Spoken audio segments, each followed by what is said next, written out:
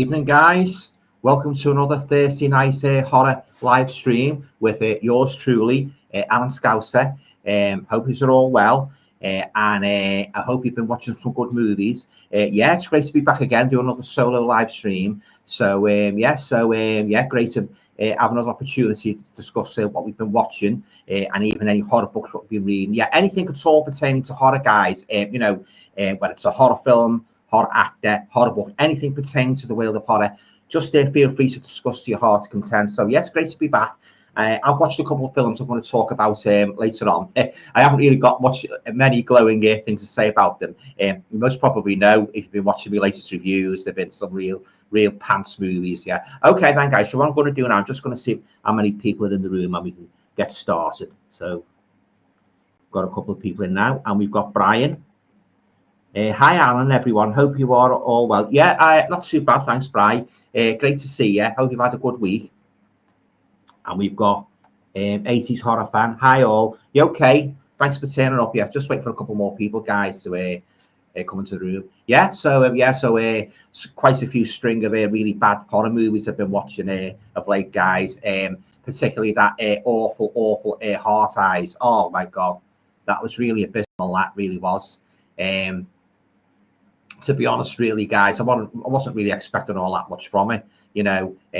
Too much comedy in it, not enough horror. And very, very extremely disappointed with it. And again, as you'll know, if you've been watching me, my reviews, I gave Strange Darling another chance. Yeah, again, wasn't impressed. Didn't like the non-linear approach it took. With the storyline. So just one of those things, isn't it? You can't sort of you can't expect every horror movie to be good, can you? Right, just get down to the comments, guys.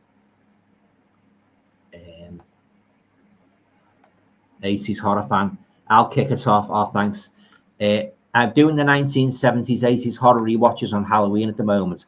I just watched Halloween 3, such a good film. Yeah, and I do know a lot of people do speak highly of Halloween 3, but the main problem I found with it was the lack of Michael Myers. I'm probably echoing a lot of Halloween fans here when I say, like, I miss Michael Myers. But as I say, I do know a lot of people, like that movie, but that's fine. Everybody to their own taste. And we've got Stephen Squarick here. Hi, Alan and everyone. Stephen, Gina here. Oh, thanks. You're right, Steve. Nice to see you, and nice to see you as well, Gina. Yeah, thanks for stopping by.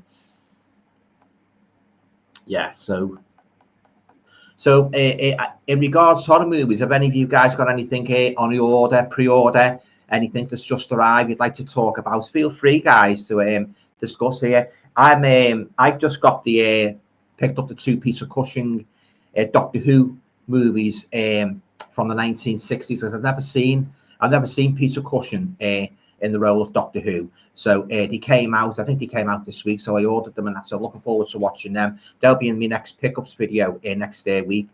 So I'm looking forward to watching them. Love me 60s horrors. And what else did I get? Oh, I got the I've ordered the it just came today actually. Linda Hayden, who was in Taste of Blood, Dracula. She made her very first movie in the 1960s was think of the Supremes movie, the Supremes song Baby Love.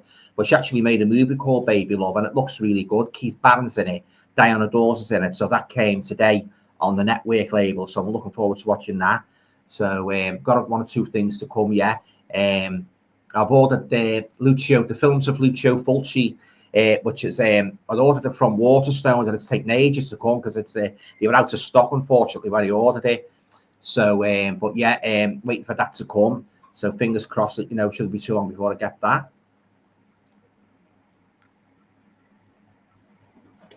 Yeah, so nice big bulky book. I love me big bulky books. Right, we've got a couple more people in the stream. 80s horror fan, 88. Yes, it was a letdown when it come out, but it's grown on me over the years, right? Do you collect horror figures or masks, Alan? Well, when I was younger, I used to collect the aura, those monster kits that used to glow in the dark. I had a couple of them, but I could never get the Frankenstein monster one for some reason. It was always hard to get. I never ever got it ever.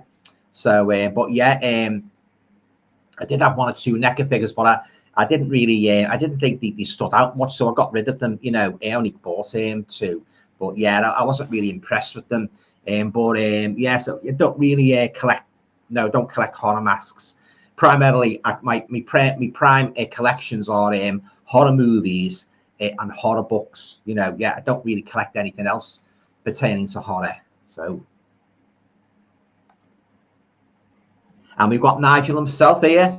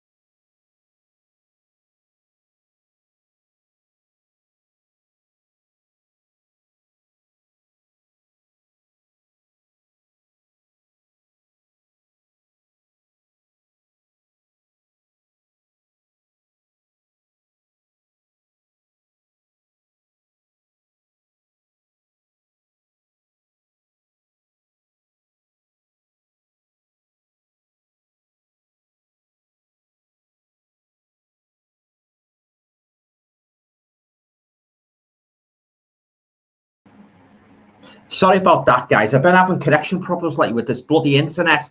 It's been going off a few times, so I had to get in touch with BT. So I had to log back out and log back in again. Sorry about that, Nigel. Yeah, so you're saying about the zombie flesh eaters 4K. I was actually watching Sam's unboxing a couple of hours ago, and I said to him, like, how it compares, like, once he's watched it, if you could basically give me an idea of how it compares to the Blue Underground one, what I've got, which I've had about 2 years now. And if there's any significant step upwards, I might be tempted to get that because it's a beautiful edition. It really is. So yeah, so I enjoyed watching Sam's video today. Yeah, beautiful, and the booklet as well. Really, yeah, it looks fantastic. Yeah, oh, Arrow are releasing Salem's Lost. I've heard murmurings about that. So it's official then, is it, Nigel? Well, I'll be up for that, especially it has loads of special features and a nice booklet and that. I love me special editions, as you know. So love the second sight ones and that. So yeah, so I'll watch out for that, Nigel. Cheers, mate.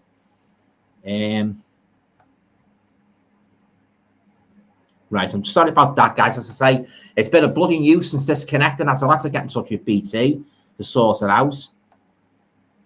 Brian's saying, I've just heard Salem's Lost is coming out from Arrow. Yeah, and Nigel just touched on that before. Yeah, I'm looking forward to that. I love the original Salem's Lost. Not too keen on the remake. I didn't like that at all.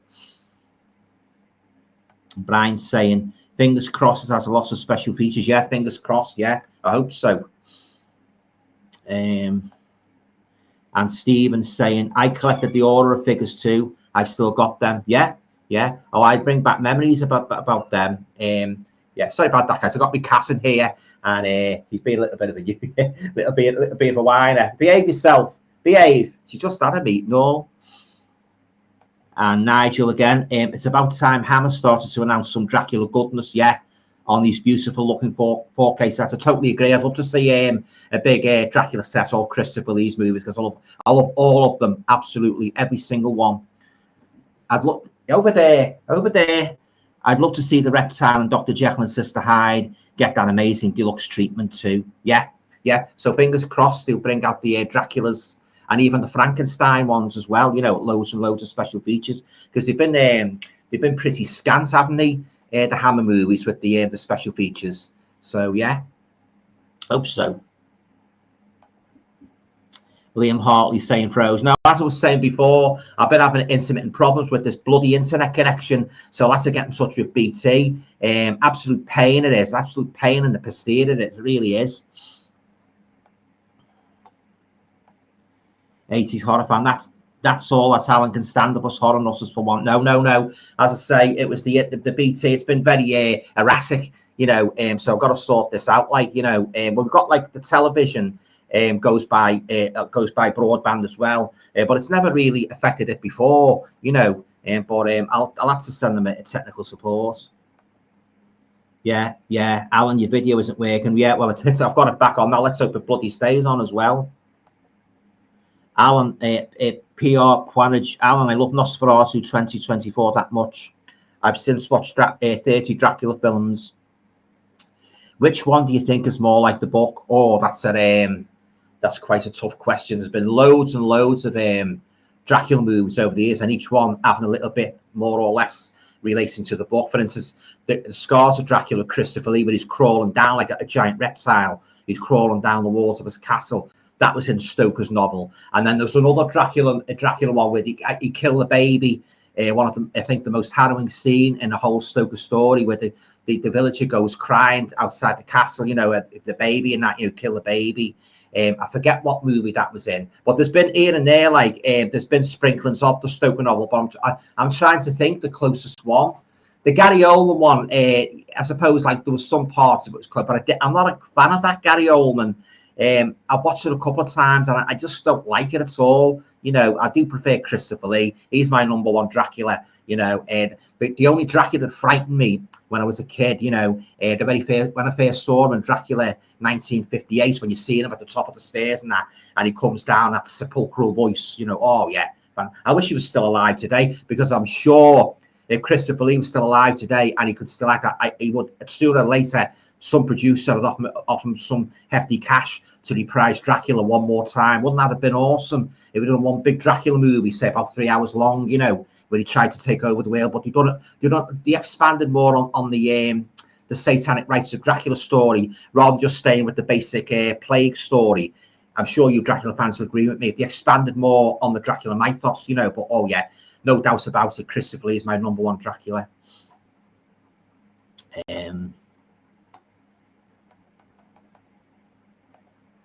James F saying, all right, Al, happy Thursday, mate. You okay, James? Thanks for turning up. I've been looking forward to getting my teeth sank into this stream. No Dracula pun intended. No puns abound. Puns abound in our channels. I think that's part of the fun. coming up with funny witticisms and that, you know. It's all part of the fun. It doesn't do to be too serious, does it, about things and that. You've got to put, and they say like horror and humour are quite connected, don't they? You know, when you think of the Vincent Price movies and that, you can tell he's sending himself up, can't you?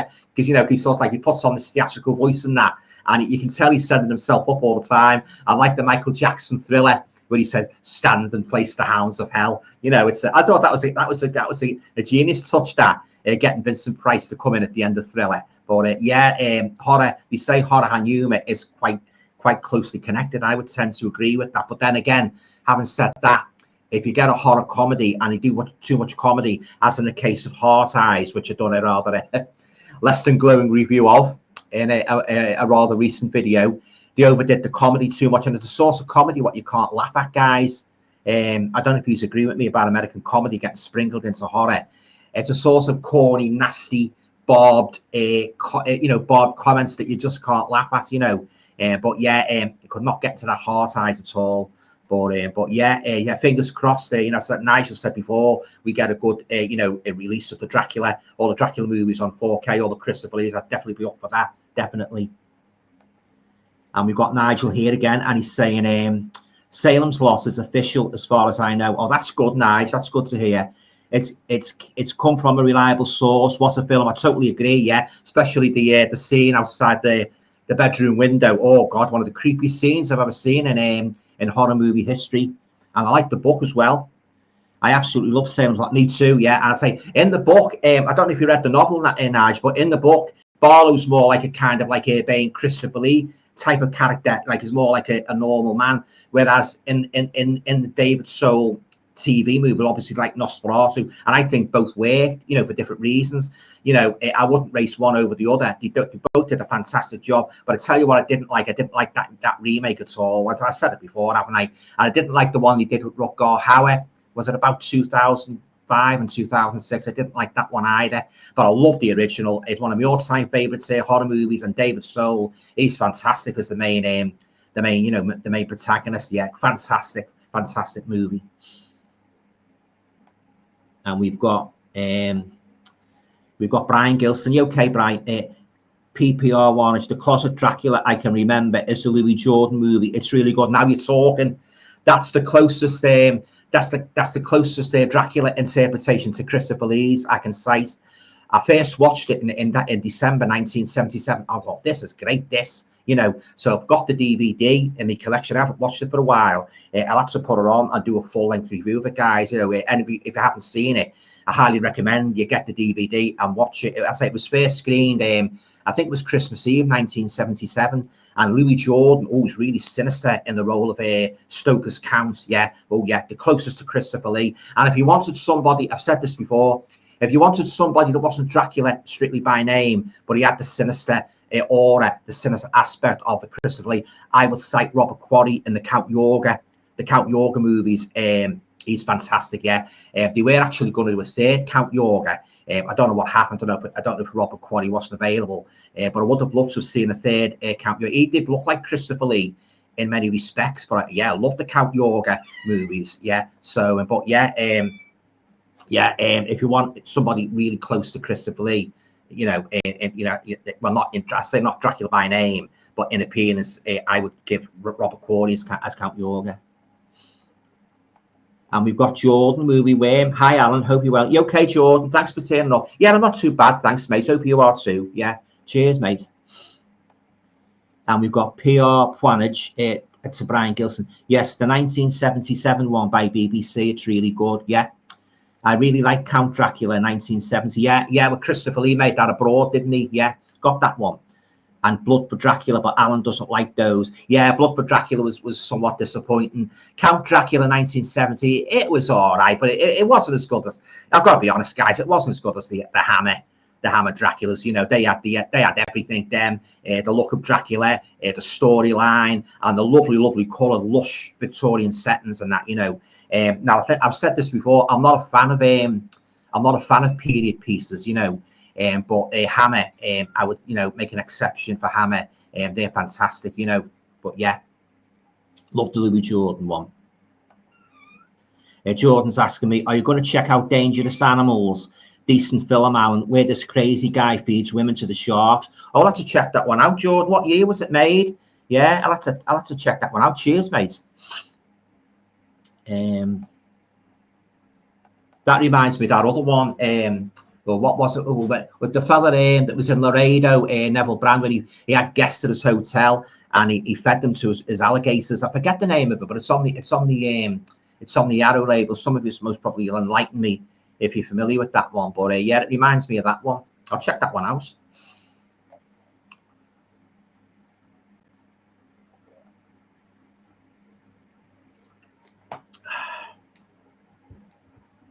Yeah, so any of you guys got anything on pre-order or expecting anything in the post, you're looking forward to, please feel free to discuss. I'm always interested to see your pickups and that, and new recommendations for horror movies.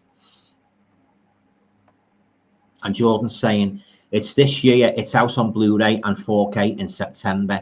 The Killer really reminded me of The Killer from Wolf Creek. Oh, it sounds good. Yeah, I'll definitely check that out, Jordan. Thanks for bringing that to my attention. Love Wolf Creek. It's a great one. I think I've given up hope of getting Wolf Creek 3.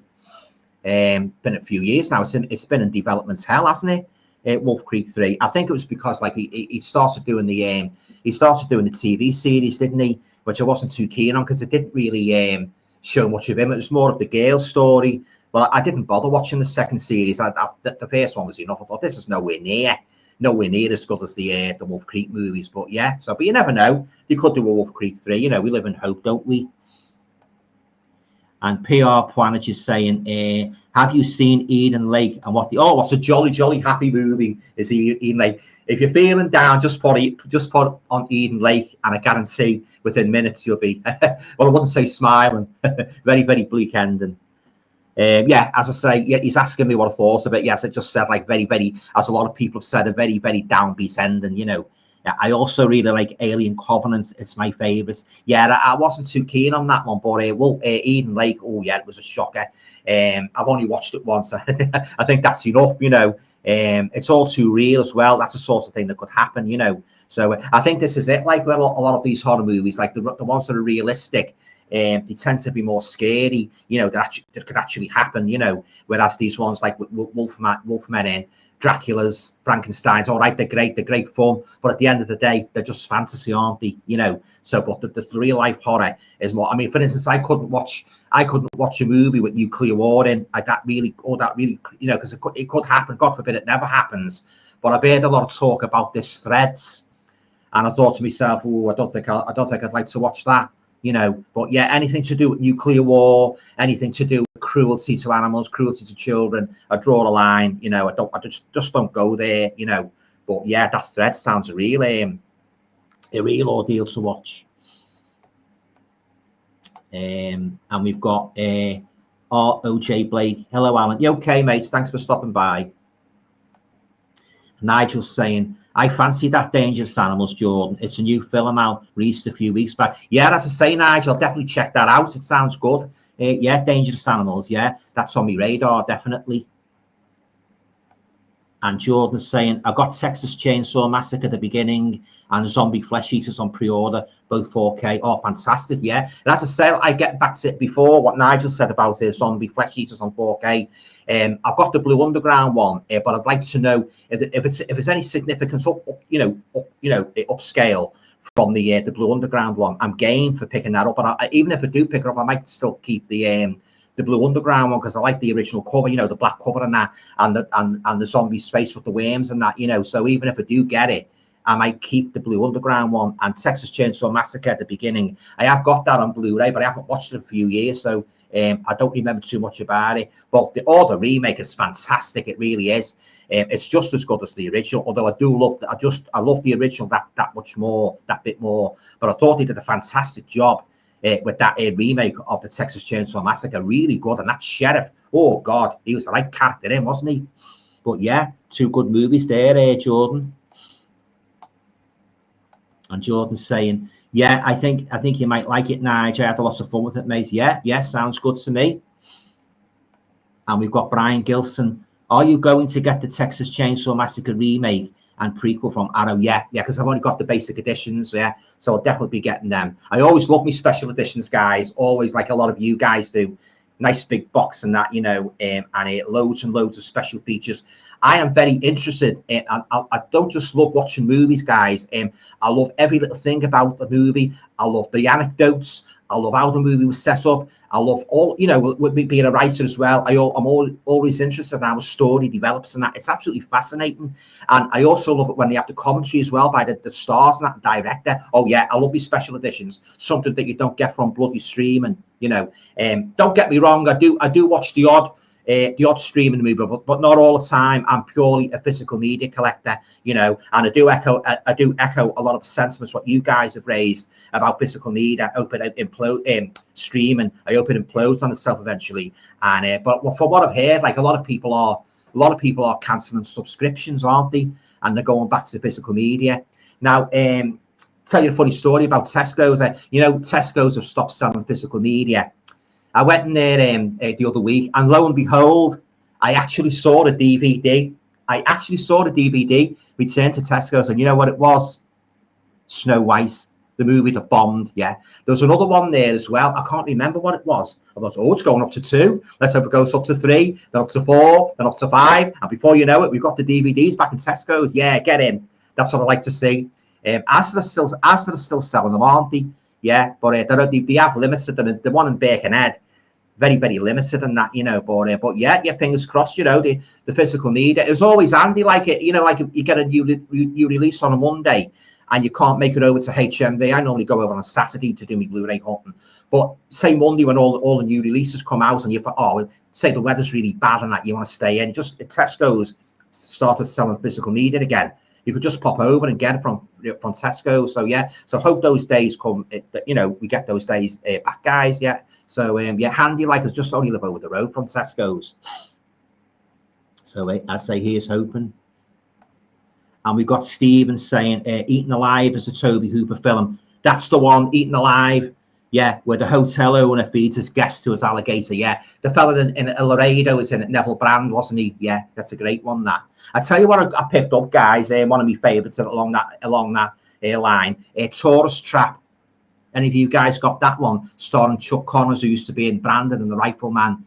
I won't give too much away, guys. You know, if you haven't seen it, but it's really good. Yeah, always real creepy. Is yeah, Tourist Trap. It's just been released on 101 Films. I also picked up Castle Freak as well on 101 because I think they're doing a good job with their releases there. 101. So I'm looking forward to revisiting them.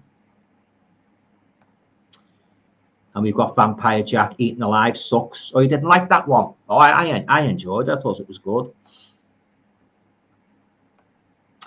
And we've got PR Poimage saying, Alan, I also really like Human Centipede 2 a lot. I haven't seen any of them. Which one is your favourite from those? Yeah, I say I can't comment because I haven't seen them.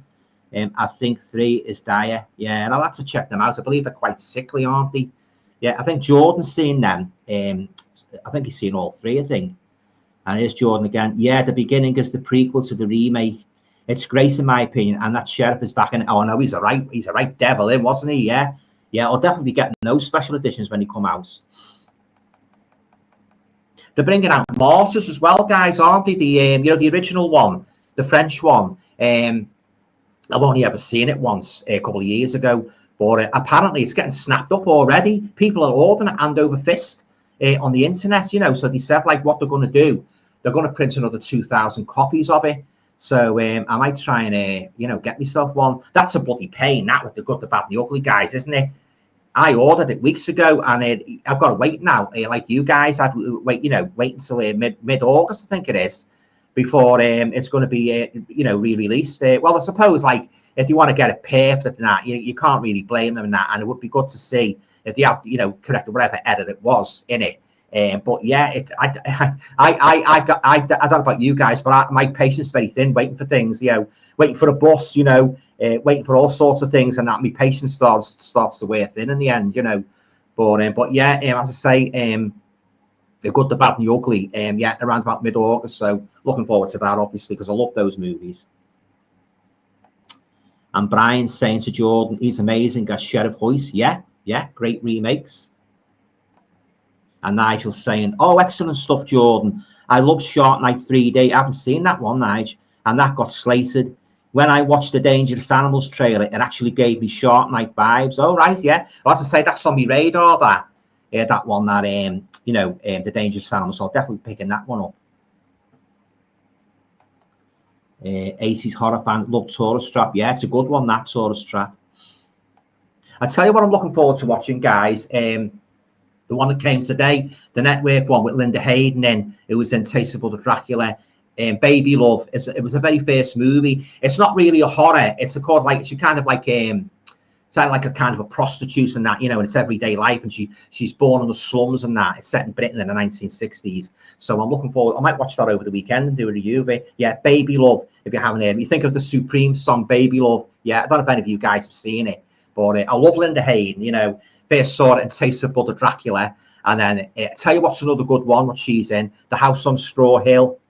Any of you guys seen that? That's a great one. That The House on Straw Hill, which is real psycho in that. But yeah, love Linda Hayden. Yeah, she's quite easy on the eye as well, if you know what I mean. And we've got Jordan saying, speaking of Tobe Hooper, have you seen The Mangler, Alan? No, I haven't seen that one, Jordan. And that's one of the most brutal killings I have seen on a film. I haven't seen it, but I've heard of it. It's based on a Stephen King short story, isn't it? From Night Shift. Yeah, I'll have to check that one out. What's the name in it? Englund, Robert Englund. I'll check that one out. Cheers, mate. And we've got Stephen saying, Gina loves The Mangler. I'm not keen on it though. Oh, it might be another one of those Marmite movies, mightn't it? Yeah. And Jordan saying to Nige, I must admit, Nige, I ain't seen those shark films. I'll have to check them out. Yeah. Of course, my number one shark movie, of course, well, you guys most probably echo me sentiments, is Jaws. Absolutely fantastic movie. And I do think it's a horror movie. Yeah. You know, I do think I know a lot of people don't regard it as a horror movie, but I do think it is one. Some of those grisly scenes. Yeah. No, I remember coming out in 1975 when I was in high school, and I heard this bus on in those days. I used to listen to radio on Newsbeat, you know, to listen to the charts and that about 12:30, and they're all raving about this movie. I thought, oh my God, what's this movie? And he's saying about this shark. You know, they raved over The Exorcist when it came out in Christmas 1973. That vibe again.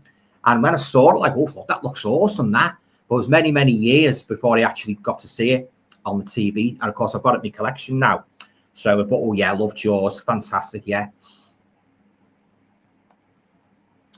And Jordan's saying, I must admit, Nigel, I haven't seen Shark Night. I'll have to check it out. Yeah. There's been loads of shark movies, hasn't there, ever since Jaws came out? Oh, I've lost count. Of course, the most the most laughable ones. I know. You guys must probably know what I'm going to say. The Sharknado movies. Yeah. I've only seen one. That was enough. Yeah. But Lord Jaws, yeah, one of my all-time favorite movies. I love it.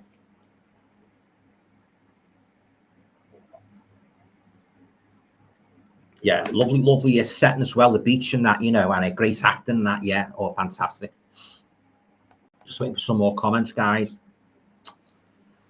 There's one horror movie, guys, I'm thinking about. You ever go to HMV this Saturday, I might pick it up. He Never Left. Don't know if you guys have seen it, where it's something about this motel or something, and these group of people go to stay there, and it's a serial killer supposed to have once resided there, but he's still supposed to be lurking in the hotel. So I thought to myself, that looks good. I might get that. He Never Left, it's called. Jordan's asking me, have you seen the new Final Destination out? I love it. I just got that, Jordan, a couple of weeks ago with all the Final Destination movies. I'm a little bit of a what's the name to the Final Destination. I'm a little bit late to the party with the Final Destination movie. So I got the box set off eBay. I think it was from China, all the Blu-ray box set, and I got that separate with a nice slipcover. So once I've watched all the Final Destinations, I hope to do a rating and that. But yeah, say I'm late to the party with them. Yeah, so I'm looking forward to watching them anyway. PR's asking me, do you like Brain Dead by Peter Jackson? Now I'm not too sure about it. Isn't he two Brain Deads? I have seen one very similar. Is that called Brain Dead as well? I don't remember too much about it. But if there's a real gory one. And if that's the one you mean, I haven't seen it. But I'm sure I've seen one called, I'm sure it's still called Brain Dead or very, very similar. But I definitely haven't seen the real gory one, what a lot of people talk about.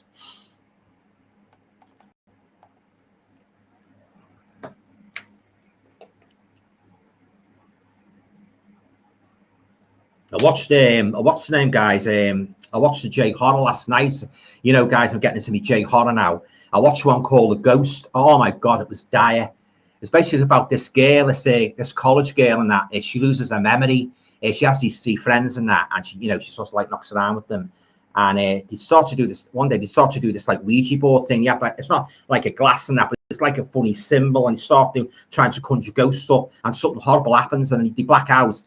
And then she wakes up and she's got no recollection of what's happened. I won't say too much about it in case you haven't seen it. It's called The Ghost, and it's a Japanese movie, but it's got the English subtitles. But it was boring, guys. I didn't like it at all. So yeah, very, very disappointing. It started off good and that. This is what I don't like, guys. Some of these horror movies, he starts off really good and that, I mean, even Heart Eyes, the opener, I think I said it in my review, it started out good and that, where the couple were getting stalked and that, and of course she made the stupid decision to run into the facility where there just happens to be a deadly lethal machine what you shouldn't go in. She ended up getting bloody crushed to death, but then it just went downhill from there. But yeah, this is what annoys me, because I think it's a missed opportunity. It's if like you start off writing a good story and it just sort of flags, it just goes downhill like that. You guys must probably know what I mean, know what I'm getting at, because no doubt you've seen loads and loads of horror movies, all the years you've been watching movies where you've said a movie starts. I might actually do a video saying about a horror movie that started off good but just ended up being pants, So I'm always on the lookout for new ideas, for new videos. Jordan's saying, gotta go now. Sorry, I'll have a great stream. Take it. Oh, thanks, Jordan. Yeah, thanks for turning up and have a nice weekend. It was nice to speak to you again. Yeah, take care, mate. And we've got Brian. He never left. I've heard it's really good. Right. I help fund this on Indiegogo. My name is on the special thanks credits on the end credits. Oh, that's good. Yeah. Yeah, as I say, I might pick that up. He never left when I go to HMV on Saturday. And we've got PR Planet. Yeah, yes, it's glorious film ever. It's so funny too, right? And Sammy Adams is asking me, have you read The Gas by Charles Platt? Is that in one of the Pan Book of Horror stories? Because I'm collecting them. I grew up with all those anthologies. I've still got loads to read, and that I'm a booker, me. I buy movies, I buy books. It takes me about a bloody year to get through them all, But yeah, it's I've got a big long reading list there upstairs, and that I've got to get through. But yeah, I've never heard of that one. Is it quite scary? Is it? Yeah, The Gas by Charles Platt. I tell you whose short stories I like. Ramsey Campbell, the Liverpool author. He's written some good short stories, particularly The Companion. Oh, that's creepy. That it's set in about this young fella. He goes to this like fairground, and I believe it's based on New Brighton Fairground, and he goes into this ghost train, and this sort of figure gets in behind him, and it's real creepy. Yeah, an entity of some kind gets in the carriage behind him. I won't tell you how it ends, but check out, if you like your horror short stories, check out The Companion by Ramsey Campbell. I love it. Yeah.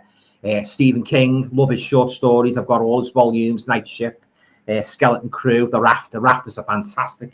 That's a great story. That's The Raft. It's in I believe it's in Creepshow, isn't it? One of the Creepshow volumes. But yeah, I love The Raft. I tell you what's a real good scary one, guys. The Man in the Black Suit. That's more of a more recent one. It's basically about this American guy. He's telling a story what happened to him years ago. And he was a boy going into the woods fishing and that, and he's supposed to have encountered the devil. And it's scary, and that it's really scary. The Man in the Black Suit. I hope they make a movie of it. He's just fishing there, and he sees this figure like Dracula, all dressed in black, and his eyes are glowing red. Just reminded me of Christopher Lee, but it's the devil. And he starts coming out with things like in The Exorcist and that makes him uneasy and that. Oh, it's great, and he starts bombing it through the bloody forest, and again he's after him, the devil. It's great. Check out The Man in the Black Suit. If you're a Stephen King fan, I highly recommend it. It's one of his most creepiest stories I have ever read.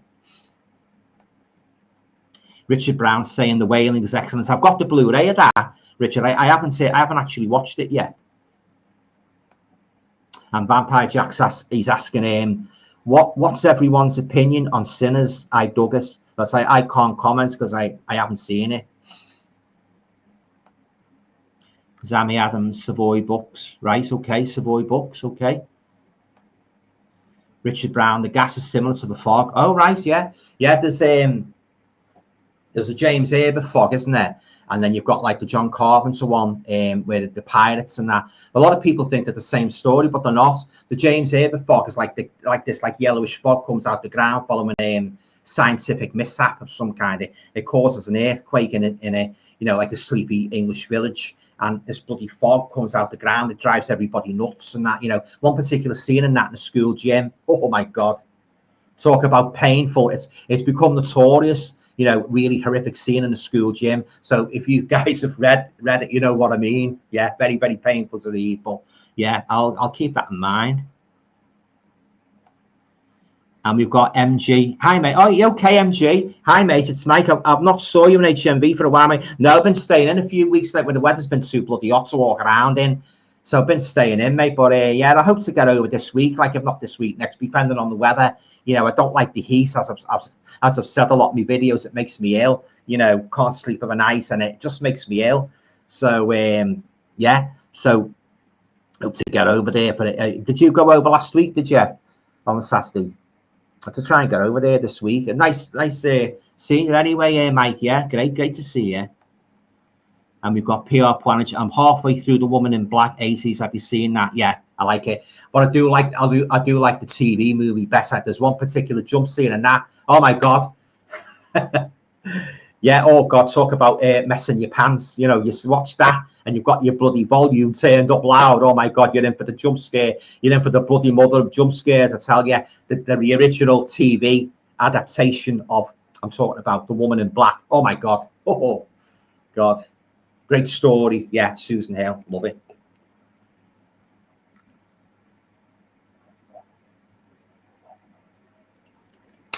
Yeah, got a couple of Susan Hill's books. Twilight Limits. Hello to you, TL. Brian saying, what did you think of The Mist? I liked it, but I know. Talk about a downbeat end, and I think that goes a lot. I can't think which is the most downbeat end in Eden Lake or The Mist. Oh my God, I didn't see that coming. Good movie though. Yeah, Mike's saying, good, I might bump into you again. Yeah, I go once a week if I can, mate. Yeah, fantastic. Yeah.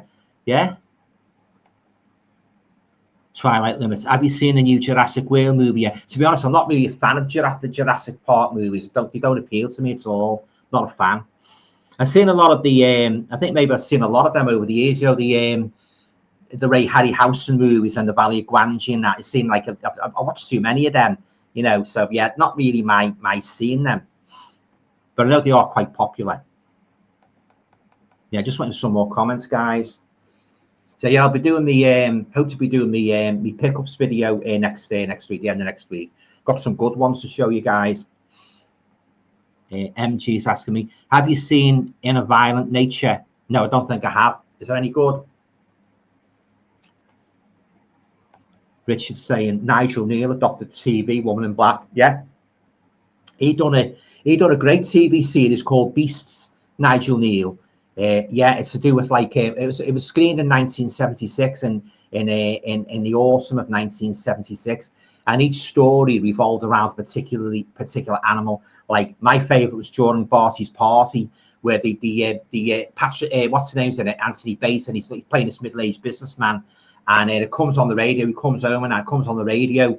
There's a rats or pack of infestation of rats all over Britain and that, and they're coming near this where he lives and that. But mostly the talk, you don't actually see the rats like you're seeing in the movie Willard and that.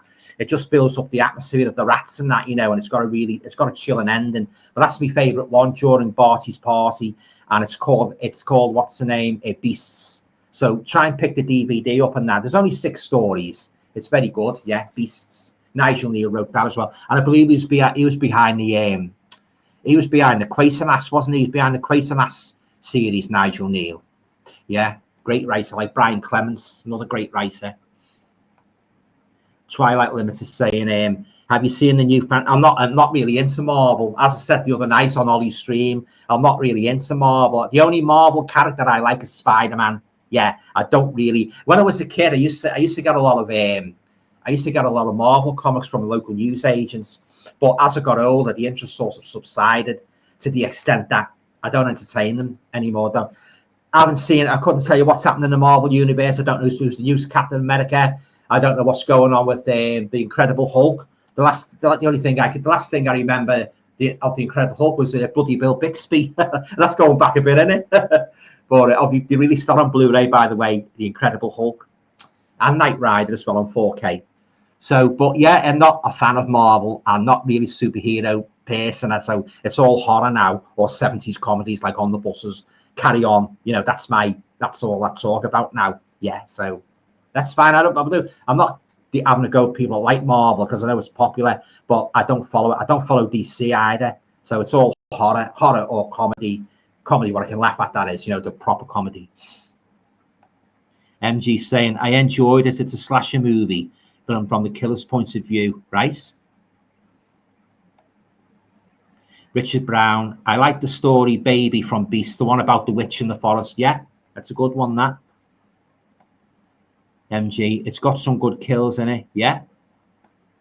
Twilight Limits. Marvel really has gotten too big by now. It's hard to keep up with all the cons. You know what does my head in about Marvel? All the bloody crossovers, you know, crossing over to different episodes, different, you know, Iron Man might appear in the X-Men might appear in Spider-Man. It's just like one sort of like branching off, isn't it? One big tree that branches off, and that in the end, you're sort of like scratching your head and that, you know. So yeah, I'm not watching any of them. They look too bloody confusing them. And as I say, I'm not really into superheroes now.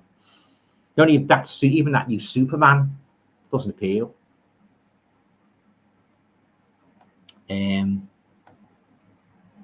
Twilight Limits says Dandy and the Beano were my two favorite comic books. Yeah. Oh yeah, I grew up with the Dandy and the Beano, Wizard and Chips, Sparky, all them. I love the Bash Street Kids, Corky the Cat, you know, all them. Teachers, Dr. Henry Jekyll and Mr. Hyde. That was a good one. Oh yeah, and the highlight of my childhood was getting the Christmas annuals every Christmas. My auntie there was a little paper shop on just up the road from where I lived, and she started leaving off them in September. You know, so much a week and that, and then at the last week before Christmas, she'd come in with all the annuals and that, you know. And she put them on the shelf and said, don't you dare touch them there for Christmas Day. What did I do when her back was turned? Although I didn't get the annuals out, I scraped the bloody brown paper to look at the spines and that, you know, but I left it there, you know. But oh yeah, and didn't they smell so good as well? Those annuals and that, you know, really love the smell of them. Yeah, great. Those were the days, as Mary Hopkins said. Sammy Adams, whatever happened to Baby Jane? A classic, yeah. I've got that one. It's a great one, isn't it? Love that one. MJ saying, don't you like the Christopher Reeve Supermans? I watched them on telly, but then again, as I say, I'm not really into superheroes now, but I have watched them on telly. I've got no desire to own them on Blu-ray, but I do know a lot of people like them. Christopher Reeve wasn't a bad Superman. Richard Brown says the Shiver and Shake comic. Oh yeah, the horror comic. Yeah, I remember that. Yeah. Wizard and Chips was my favorite, one of my favorites.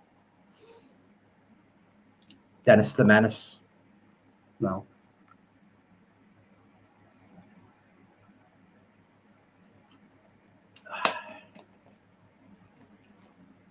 Let's make some more comments, guys.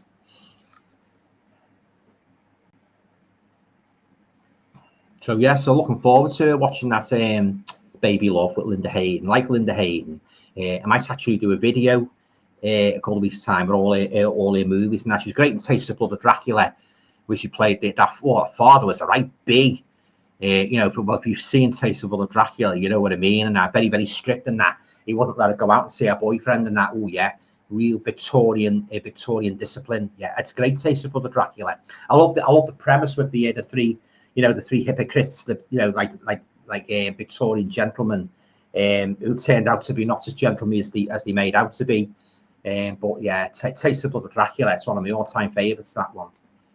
I love the way Christopher Lee, when he dispatches each one, he goes, the first, the second, the third. Oh yeah, something about those Hammer movies, guys, that were just sheer magic. They were really great. I loved them. Never get tired of watching them. I've watched them a zillion times, and I still go back to them. I suppose they're what you call me comfort movies, you know, like revisiting an old friend. It's the same with It's the same with the Universal ones, you know, and Amicus. I love going back to them again and again and again, and watching them, like, you know, especially on the cold winter nights and that. You can't beat a bit of piece of cushion in an old antique shop on a cold winter's night. Yeah, that From Beyond the Grave. That's a cracking one. That when he puts on that accent and that, he goes, "Shouldn't touch that," and something happens to them. He tries to rob his till and that, you know, and it's great, that one, From Beyond the Grave. But if you love your horror anthology movies, guys, I highly recommend you check out From Beyond the Grave. It's a great one. Donald Pleasence is in that as well, where he plays an old wartime veteran standing outside the station, and he goes, shall we have the pleasure again tonight, sir? It's great. His daughter's in that with him as well. Yeah, and it's Angela Pleasence, and she's real creepy in that. It's a great one, that. How do you do it? I love Second Sight to do a lovely box set of those Amicus movies and that, you know, with loads and loads of special features. Because like the Christopher Lee and Cushing, Hammer Frankenstein, Dracula's, they've been sourly neglected them in terms of, you know, including the special features. So fingers crossed, you know, Second Sight might turn their attention to them and give us some great box sets, what we richly deserve. Here's hoping. Twilight Limits is saying, I haven't got a chance to see the new Superman movie. I was hoping to go tonight, but got in too late. All right. I believe it's made quite a bit, hasn't it, at the box office, by all accounts.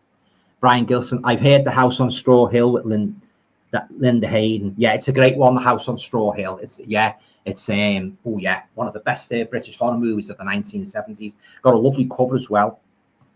Love that movie, The House on Straw Hill. Tell you guys, while we're on the subject of British horrors and British thrillers, I've ordered a fantastic book. It's called British Thrillers from 1950 to 1979, and it lists 845 films, most of which you might never heard of. So I'm looking forward to that coming. So when that comes, I'll do a review of it and show you the guide. But I can't wait to get that. As I say, I love me big bulky books, you know. But yeah, I'm looking forward to that, because I'm always on the lookout. I'm always on the lookout for rare movies. That's one of the pleasures of being a YouTuber, talking about films with me mates on YouTube. I always enjoy watching other people's videos. Oh, hey, sorry, it's only the cat. Be still. I always enjoy watching other people's videos and what they picked up and what I might have seen, and that's why when I do my videos, I like to show you guys movies what you haven't seen, you know. So yeah, hush. It's only the cat. Little bugger. Behave yourself. PR Planet. I think you will laugh at the new Deadpool, even though it's Marvel. Right.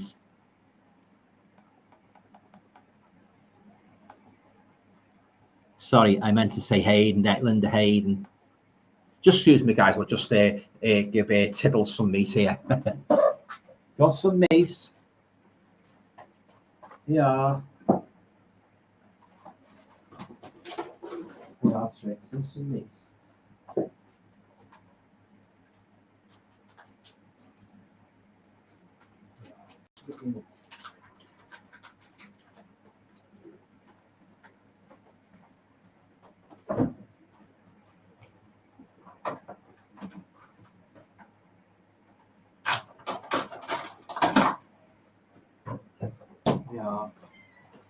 Yeah, please.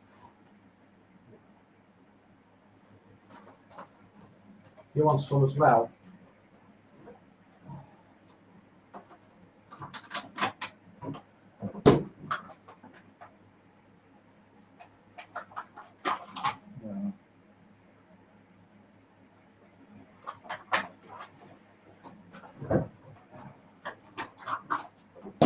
Oh, sorry about that, guys. We've actually got three cats here. We've got Trixie, Sussy, and Lucky, the boys on the land and that. But yeah, when you want something to eat, they let you know, But yeah, so that's it then. So yeah, so Linda Hayden is good in Madhouse. Yeah, I love Madhouse. It's a great one. That Vincent Price, yes, and Peter Cushing. Yeah, Peter Cushing, Vincent Price. Love Madhouse. It's one of his best. Vincent Price's best. James, I've watched the original Salem's Lot the other night. Yeah, it's a great one. That fantastic movie. And I always prefer that to the that awful remake. I believe like there's a lot of footage missing from that one, isn't there? the later one. It's a 3 hours. It's supposed to be 3 hours. They reckon he might release that at some stage, and it's full. But again, guys, I don't think I'd enjoy it. I just didn't like it. I didn't like the color. I didn't like the story, where they went with the story. But the David Soul one is always number one for me. It's Salem's Lot from 1979. James Mason's awesome in as well as his guardian, you know.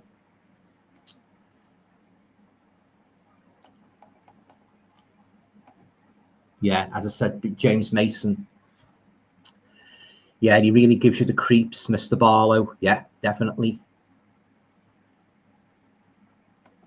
James is saying, and when the creature opens the cell door and makes you jump out of nowhere, it still gets me everything now. Yeah, definitely. And where they're all in they set the trap and that, you know, when you go to the house and that. I believe well, the book, I know the book, there's a scene in it. I don't think they included it in the David Soul, where one of the people that's helping you know, Ben Mears to you know, to fight Barlow. They go to the house, the Marston house, and there's a trap set, and I think it's the doctor. I don't remember his name.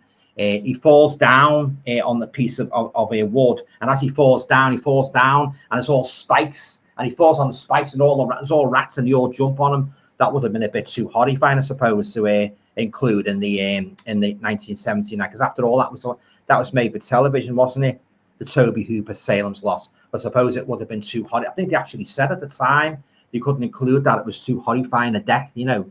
But even so, there was some pretty hair-raising scenarios in it. I say particularly the window scene. Oh my word! And we've got Mr. Jamie Powell here himself. Good evening, Jamie. Thanks for turning up. Nice to see you. Yeah, good evening, Bob. But really enjoyed your rant over over Far Size. I had to get that in. You know me with me facetious insertions. Oh, over Far Size. Sorry, Heart Eyes. Cheered me up a lot. Life was always best with an angry Alan Randall. I hope you're well, mate. I'm great, thanks, Jamie. Yeah, super. Yeah. I'm glad it's gone a bit cooler now. Hope you're okay as well, and that, you know, you get through your couple of problems you've had lately. Hope everything's okay with you and Katie and that. Always nice to see you on the stream. Yeah, cheers, mate. Yeah. Oh yeah, I had to get that in about it. It just came to me. Oh, Heart Eyes. Yeah. Oh yeah. I did like the beginning, as I said. You know, the chase, the couple, like when they got terrorized and that. But after that, it just unfortunately just went downhill for me and that. But what can you do? And we've got Brian Gilson. I think the doctor falling into the trap was in the Rob Lowe film. He fell on a saw blade. Or he changed it to a saw blade, did they? Yeah, I know in the book it was like spikes and like all rats and that. Yeah. Jamie Powell's doing a bit of Dick Emery. Oh, you are awful, but I like you. Yeah. And come to think of it, I'm seriously contemplating treating myself to a couple of Dick Emery show DVDs. So watch this space. Used to love Dick Emery in the 1980s. When he took that priest off with the buck teeth and that, yeah, fantastic. And of course the Hello Honky Tonk, yeah, classic. He died. I think he went in 1980. I think he went at the end of 1982, if my memory serves me correctly, Dick Emery. But it's a great show. You just look forward to it and that, yeah. Yeah, Jamie's saying that'd be a good pickup, yeah. Make a change from picking girls up. Yeah. You see, while we're on the subject of you know, humor, I think they're going to be releasing another Carry On Blu-ray set on the imprint label. I've been collecting them, the Carry On movies on Blu-ray. So yeah, I love the Carry Ons. I do prefer. I think I've said this before. I do prefer the ones that are in a modern setting. The ones that are all right in the period, like, you know, like the what's the name, Carry On Henry. They're okay, but I do prefer them set in the modern times. I don't know what your guys' thoughts are on the Carry On movies, but yeah, fantastic. Brian Gilson, I really enjoy watching Dave Allen at large, yeah, and the part where he used to tell ghost stories, where the camera used to darken the studio and the camera would zoom up on him and that, you know, and he'd come out with a pun. Yeah, fantastic, Dave Allen.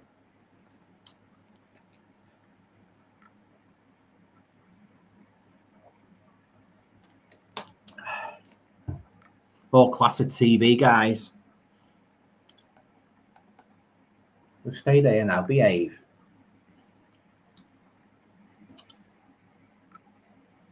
very rarely watch telly now, guys. There's bugger all on to watch. It was like watch the you know, the Blu-rays and that, and got Netflix and that, you know, with the Sky TV. There's anything on that, like, but yeah, very rarely watch television now. It's a lot of it. They're putting a lot of sports on, aren't they, in politics and that, a lot of reality shows. So yeah, I don't really watch all that much TV now. And Jamie's saying Blackadder. Never watched one episode of Blackadder, believe it or not. Fawlty Towers, Only Fools, Red Dwarf, haven't seen that. Steptoe and Son. Love Steptoe and Son. All good in my opinion. Yeah, fantastic. I would add to that, On the Buses, Man About the House, George and Mildred, Frank Spencer. Ooh, Bessie. Yeah. Oh yeah, classic. I go back to them again and again because I just love them. You know, they just got that ingredient. What I don't think's ever been recaptured since. You know, the golden age of TV comedy, they call it, don't they? You know, when you're all sat around the telly with your family and that, when you only had the three or four channels and that. Yeah, and oh yeah, fantastic, great memories. Richard's saying lots of Hammer glamour in the Carry On films. Yeah, there was, wasn't there? There was a lot of Hammer glamour in the Carry On films. James F saying, watch the Hammer House of Horror episode, the 13th reunion. That's a good one, that. Low and Below. There was Bond Small hosting from Hello Hello. I love the episode of the exploding sausage. Oh, I don't know. Can't remember that one, the exploding sausage.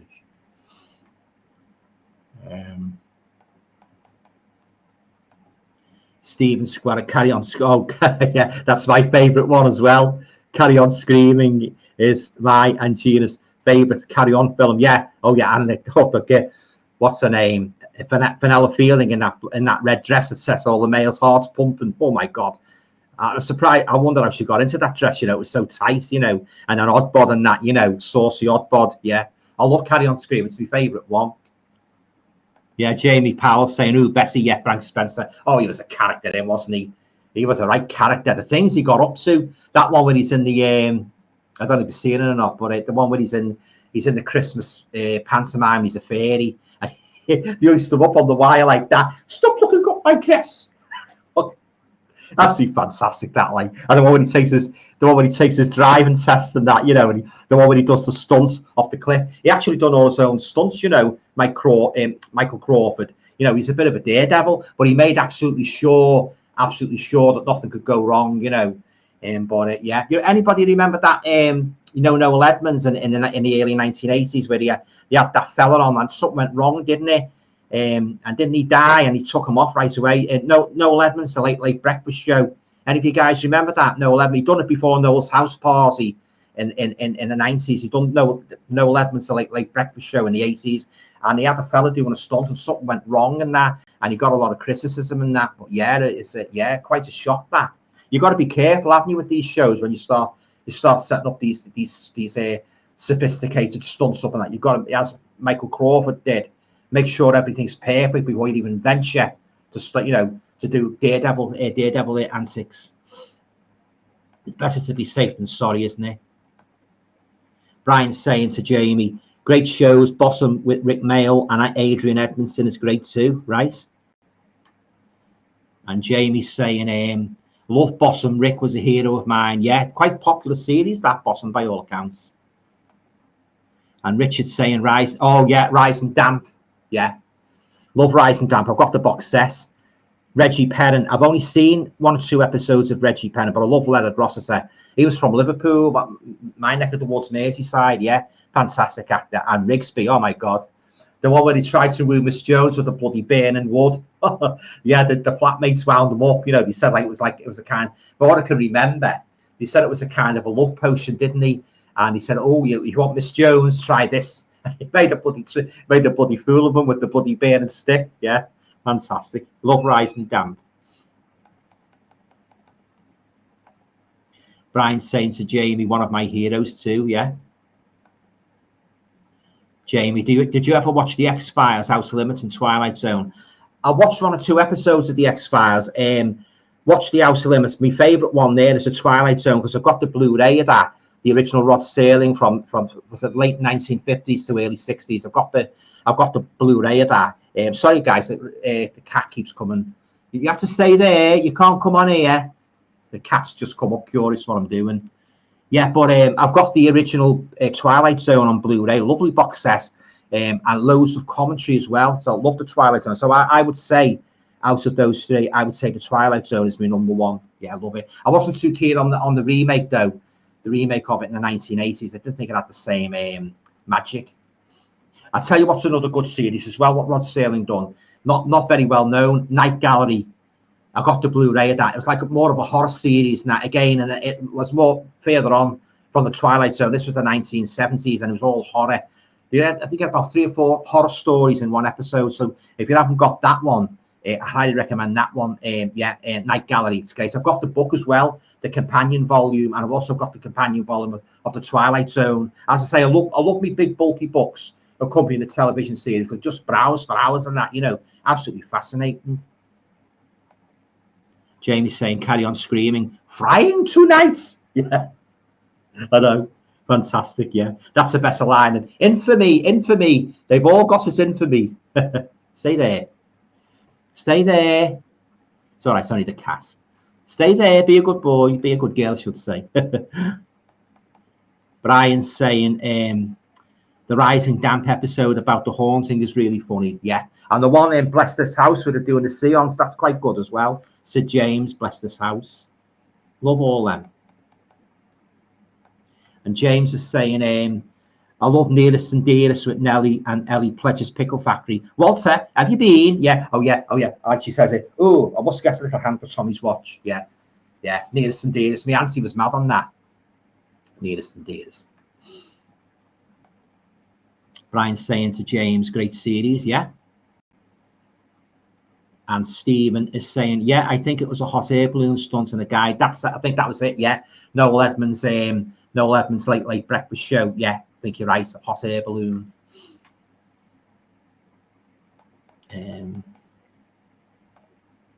Brian's saying, Carry On Screaming. I Don't Lose Your Head and Carry On Columbus is my favorite films. Yeah. As I say, Carry On Screaming is my all-time favorites. I love that one. I tell you guys, I can recommend a good, similar to the Carry On movies. I don't know if you've heard of it. It's called The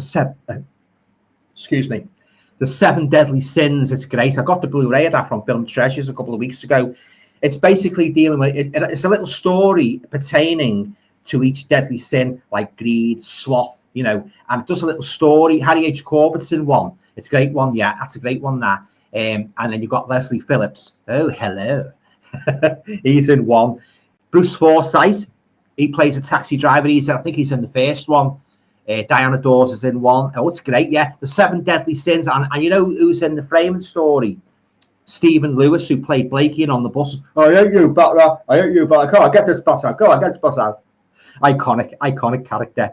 But Stephen Lewis plays a kind of Blakey type park keeper. And he gets onto these two guys. I think they're sitting on a bench in the park, and they start telling stories relating to the Seven Deadly Sins. So yeah, it's a lovely addition. So go to Film Treasures or eBay and get the Seven Deadly Sins. I've got the slipcover and it's got some extra features as well. I can highly recommend it if you like your British comedies. Have any of you guys seen the Seven Deadly Sins? Let me know. Do you agree with me? It's a great little movie. Very, very underrated movie as well. The Seven Deadly Sins. It's great. I love it. 80s horror fan. Love Guest House Paradiso. I haven't seen that one. Brian Gilson, 80s horror fan, great film. Okay.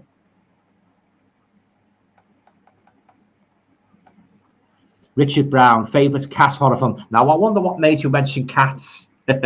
You stay there, Trixie. Favourite cat horror film, there's a few. The Uncanny with Peter Cushing, that's a good one. It's like an anthology movie. Oh, God. No, the old one, the Val Lewton one.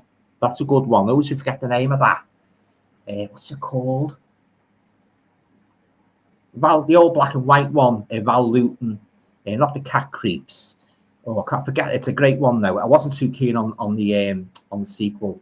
I'm trying to think of other cat horror films, but those two come to mind anyway. The Uncanny with Peter Cushing. That's the one where he's like he thinks cats are going to take over the world. He's trying to sell a book to his agent, played by Ray Milland, and he won't have it. No, cats will never take over the world. And Peter Cushing, I'm telling you, read the stories in this book. He's terrified, Peter Cushing, and you get stories involving a cat So, oh, Cat's Eye's a good one. I didn't like that troll one at the end, the Stephen King one, Cat's Eye. Yeah, so you want to say hello to the ladies and gentlemen? There she is. You see.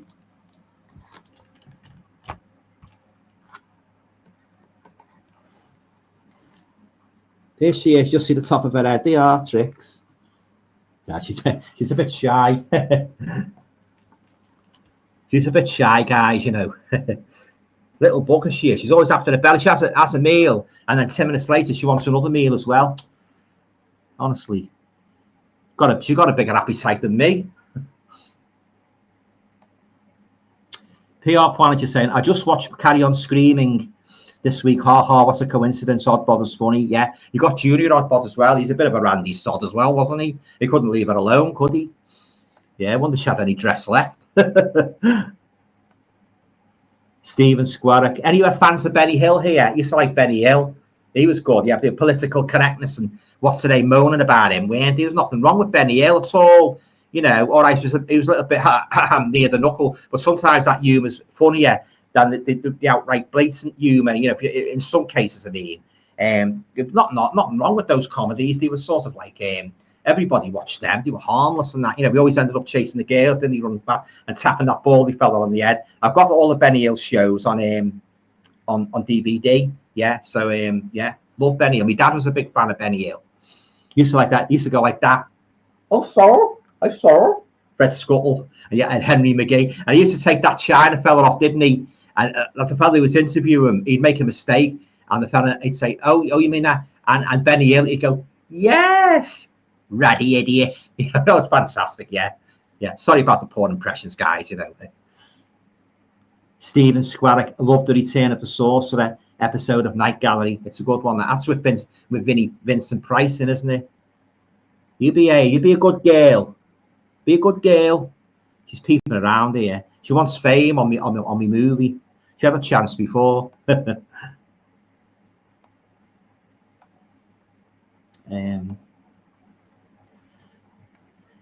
Jamie Powell saying werewolf, there wolf. Yeah, there's some good werewolf movies over the years, and equal by the same token, there's been some bad ones. My favourite ones are the Wolfman with Lon Chaney Jr. Love that one. I like Curse of the Werewolf, Oliver Reed. That's another top one of mine. What's the name's not bad. The Stephen King one. That's not a bad one. But yeah, I love me. I recently got. I thought I'd give it another go. I have only seen it once a couple of years ago, and I wasn't too keen. But I'm always willing to give a film another go. A few years later, see if I like it on second watch. And I got Dog Soldiers. I got the 4K. But I know there's a lot of you guys like Dog Soldiers, don't you? So I'll treat myself to that. So I'm going to give that a watch maybe over the weekend and see if my opinion will be coloured or not. You know. So, but yeah, I'll let you know anyway, guys, if I liked it on second watch. Jamie's saying, "Are you being served?" I'm free. Oh yeah. I used to mess with the inside leg as well, John Inman and that. You know, he was quite near the knuckle, wasn't he, John Inman? Yeah, and Mr. Lucas. I loved all the characters in that, and Mrs. Slocum, my pussy. Yeah, I loved Are You Being Served, and the surly boss, you know, Captain Peacock. All the characters were different, and that's what made it special. All the characters had their own different mannerisms, didn't they? Like on the buses and that, because you had Blakey, the bullying boss. You had Stan, and you had Jack. You know, he had more success with women than Stan did, didn't he? And you had Arthur. Don't be talking about my operation. Yeah, and Olive and that, and the mother. Grace. You know, this is what makes these comedies, guys. If you get like Only Fools and Horses, if you get characters what are realistic and they seem real, yeah, and you get a good character playing them, what more could you ask for? You know, not far-fetched than that, you know. Brian's saying the Are You Being Served film is really... I've got that one. I've got the movie. Yeah, it's good, yeah. I've got the two Steptoe ones as well. Steptoe and Son and Steptoe and Son Ride Again. But I haven't got them on Blu-ray, but I believe they are included in an imprint box set along with Dad's Army, and I think the other ones Are You Being Served, the Blu-ray. So when it comes down in price, I might get that one. James is saying the Seven Deadly Sins was a great watch. I'm glad you share my opinion, James. when them two blokes were too proud to back their car up on the one-way country lane. Comment. I know, yeah, they won't back their car up, will they? It's great, that one. That's the one I was talking about before, the Valute one, the cat people. That's the one I was talking about before. That's a great one. That very, very atmospheric movie. A lot of dark shadows and atmosphere. Not really an out-and-out horror, but more redolent with atmosphere, if you know what I mean. I love the cat people, but I'd say the sequel's pants.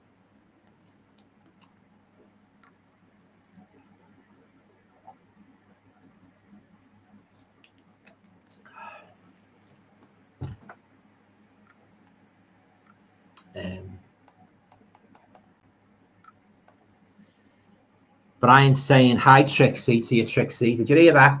She's busy. You're getting a hi from Brian. Stephen's saying, Game of Werewolves is an interesting film. It's Spanish from 2011. I haven't seen that one still. I'll have to check that one out. Richard's saying Howl is a good werewolf. I've got it on Blu-ray. I like Howl. Yeah, it's great, isn't it? Very creepy. Set on a train in the English countryside. Yeah, and the werewolves are quite unusual, aren't they? Yeah. James F. Does anybody know roughly when Carry On Collection Volume 5 on Blu-ray is due to? That's what I was thinking. I know it's in the offing. It's in the pipeline, but I don't know exactly. When it'll be released. But I've been getting them all and that. You know, behave yourself, you naughty cat. What are you doing? She wants fame on me film. Everybody's famous for. Who was it that said everybody would be famous for? Was it Andy Warhol? Everybody would be famous for 5 minutes. So I think she's trying to snatch your 5 minutes of fame. You're not coming on my movie. You've had your meet. Cute. Stay there. Stay there. You go mad for those cat treats, guys. I don't know if any of you guys have got cats and you're buying those cat treats. They love them. They do. You know, we get from Tesco's like the little packets of all different flavors and that. Or do you like them more than their meat? You've been naughty, you have, tonight. You really have. You've been naughty. Sorry, guys. I'm just catching up with the comments here. Stephen's saying The Game of Werewolves is an interesting film. It's Spanish from 2011. Yeah. Cool. Richard Brown, Howl is a good werewolf film. Yeah, it's great. Sorry, guys. I'm just trying to get me bearings here. I'm sorry repeating those comments, but just scrolled up quickly. James F saying they seem to be taking a year at a time to release. It will definitely be worth it when it does come out. Yeah, I presume you're talking about the Carry On Volume 5, James. Vinny's saying, good evening, Alan. And a very good evening to you too, Vinny. Thanks for turning up, mate. What's about Father Dear Father? I like Father Dear Father, Patrick Cargill and his two daughters. I've got the series of that. I haven't watched it yet. Do you remember this TV show back in? Do I remember? I used to watch it avidly along with On the Buses, Nearest and Dearest, Please Sir. I've got Please Sir as well. I've got Defence Street Gang. I've got all them comedies. Yeah. Yeah, I like Father Dear Father. My mum just can't stand him. She calls him Soft Nick. Can't stand him. She said he's soft him.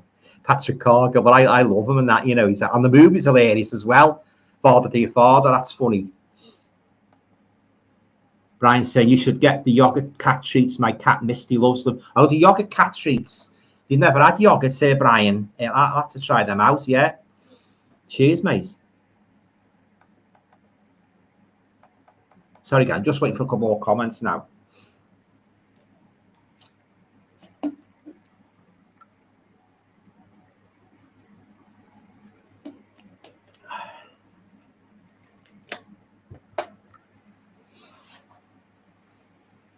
So if any of you guys got anything special planned for the weekend, you're doing any Blu-ray hunting or you're going away anywhere, please feel free to discuss, yeah.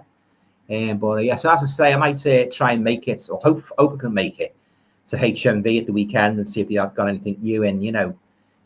But the bloody weather has been too hot. You know, just it makes me ill. You know, a lot of people wonder why I don't like the hot weather, but I can't stand it. A lot of people can't stand it. It just it's too hot. Can't sleep of a night. You know, you don't enjoy your food the same. Just don't like it. Brian's saying, I really enjoyed your network Blu-ray video about the comedy series films, Man About the House, Father Dear Father, Bless This House, Please, and The Lovers. Yeah, The Lovers is good as well. Paul Wilcox, she made that before she went to Man About the House to play Chrissy, didn't she? Yeah, yeah. She used to call, what's her name, played there? What's her name, didn't he? A boyfriend, Richard Beckinsale. She used to call him a Jeffrey Bubbles Bum Bum. Honestly, don't know where they got these expressions from, guys, in the 1970s. You know, Jeffrey Bubbles Bum Bum. Oh, TV gold. Does anybody remember? Right, here's a question for you guys. I wonder how many of you remember. Do you know Rodney Bewes that was in The Likely Lads, the dark fella? Before he went into The Likely Lads, he made a very, I thought it was good because I used to watch it as a kid when he used to stay with me nan. He made a really good series about, he goes down to London trying to seek his fortune, and it was called Dear Mother, Love Albert. Any guys remember that? It was shown around 1969, and the reason why it stays in my memory is because that used to come on a Monday night before the Universal horror movies would be on. The horror movies would come on at 10:30, but that would come on around about 9:30, Dear Mother, Love Albert. And I still remember this. I'm not going to sing the song, guys, but I wonder if it's available on DVD. I'll have to have a look. But he was good in that, Rodney Bewes. That's the first time I ever saw him.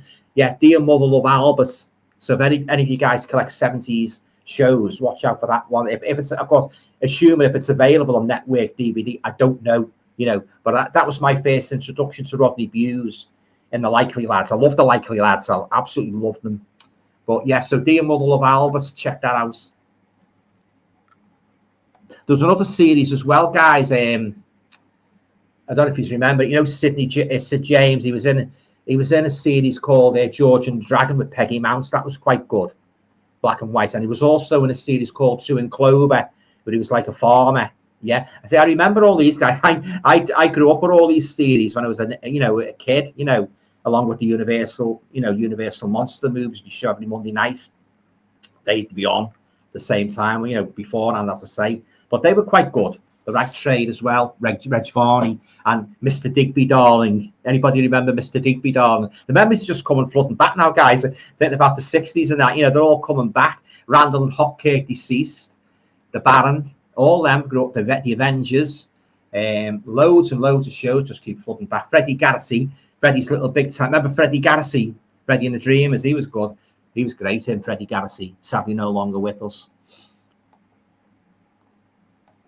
James is saying, I'm thinking about going vinyl hunting on the weekend. I'm glad to see vinyl's making a comeback. You know, I hope the what's names make a comeback as well. They haven't gone away, have they? They sort of like they just make like a genre market, the Blu-rays and 4Ks and I hope they come back in the shops. I mean, like the likes of Tesco's should start selling them again. You know.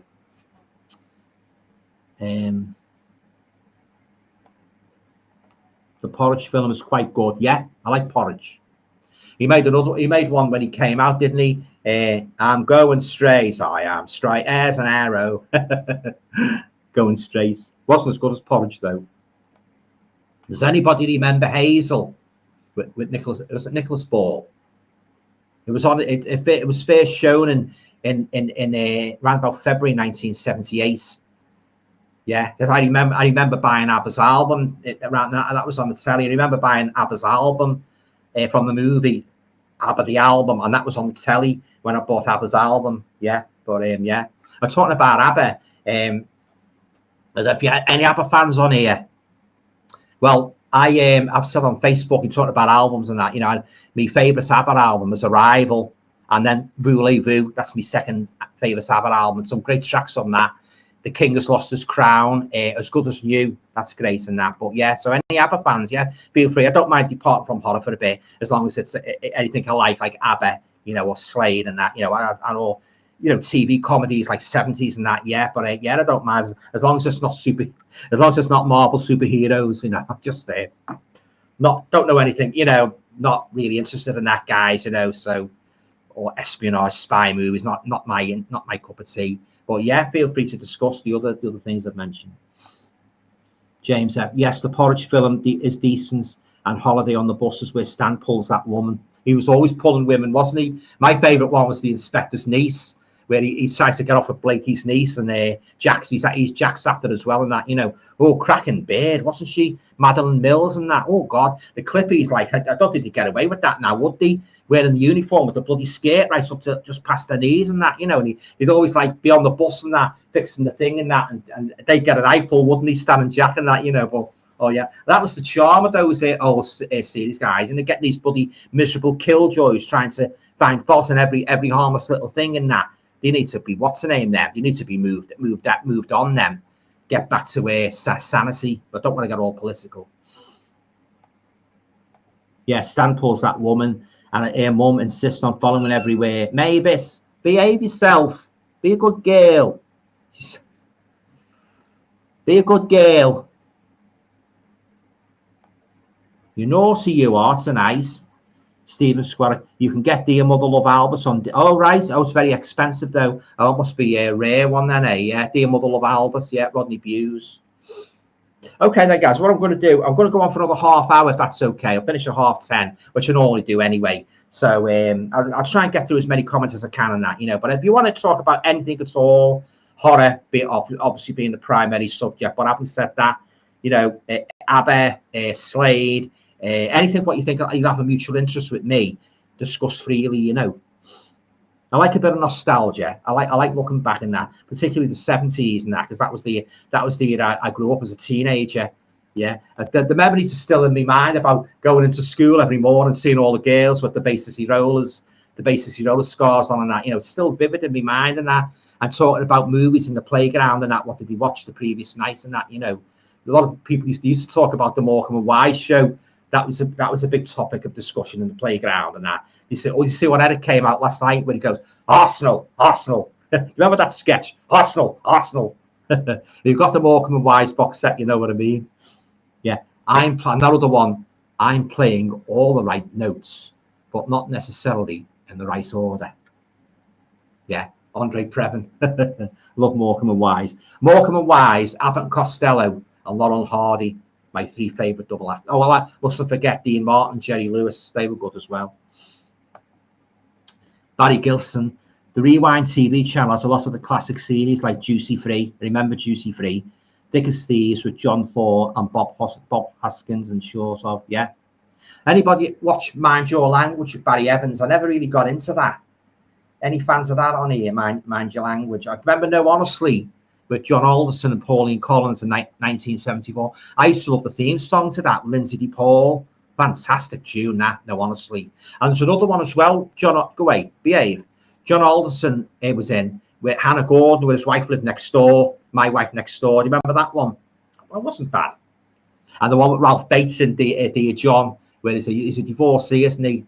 that was quite good.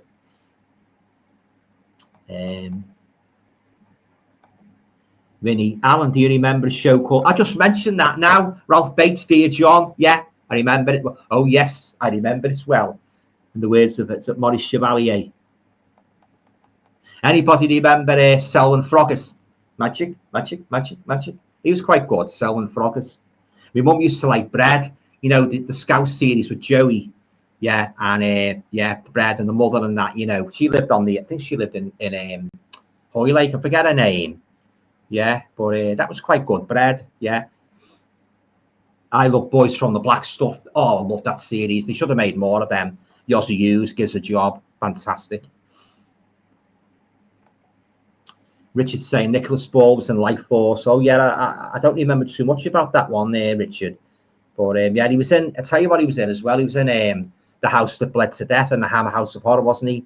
Nicholas Ball. Good actor. Yeah, I like Nicholas Ball.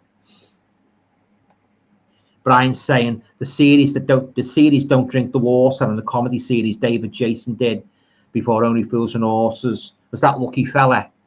Great TV channel as the Avengers and Random Hotkick. It might be Lucky Fella. It's good Lucky Fella when he tries to. He's after the blonde girl, isn't he? You know, and all he's got obstacles in his way and that. Yeah, love Lucky Fella. I first watched Lucky Fella in September 1976. Yeah, got good memory about these shows, guys, because they sort of like stay in your mind and that, you know, that good and that. It's great to own some of them on Blu-ray now.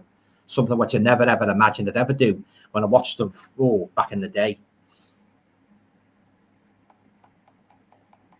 Getting back to ABBA, guys, I'll ask you a question here.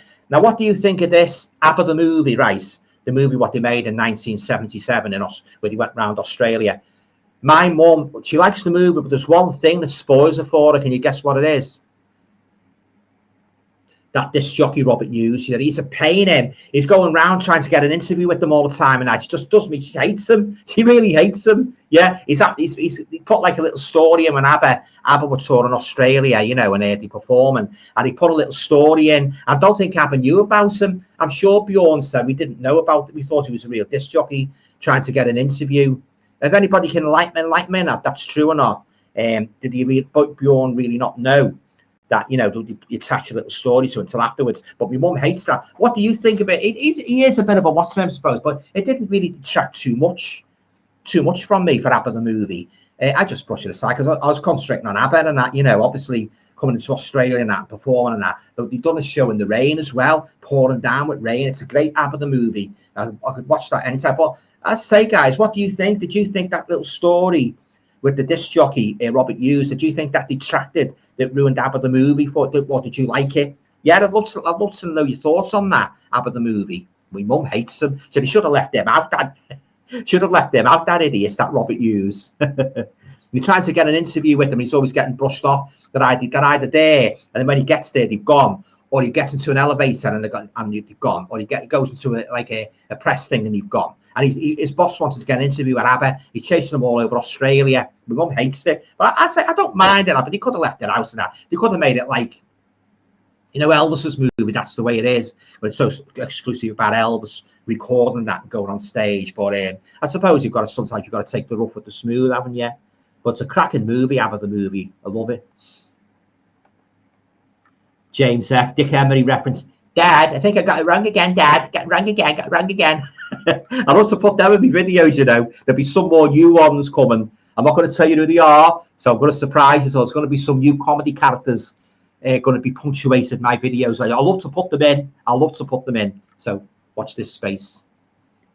Somebody might completely surprise you, or you might never dream, I put in. Watch this space. Vinny, Alan, thank you for doing these YouTube videos. It brings back good memories. No problem, mate. Cheers, mate. Of my childhood, yeah. Same here, mate, yeah. James F said, I remember the whistle, the old grey whistle test with the very quiet Bob Harris. He spoke very quiet, didn't he, Bob Harris?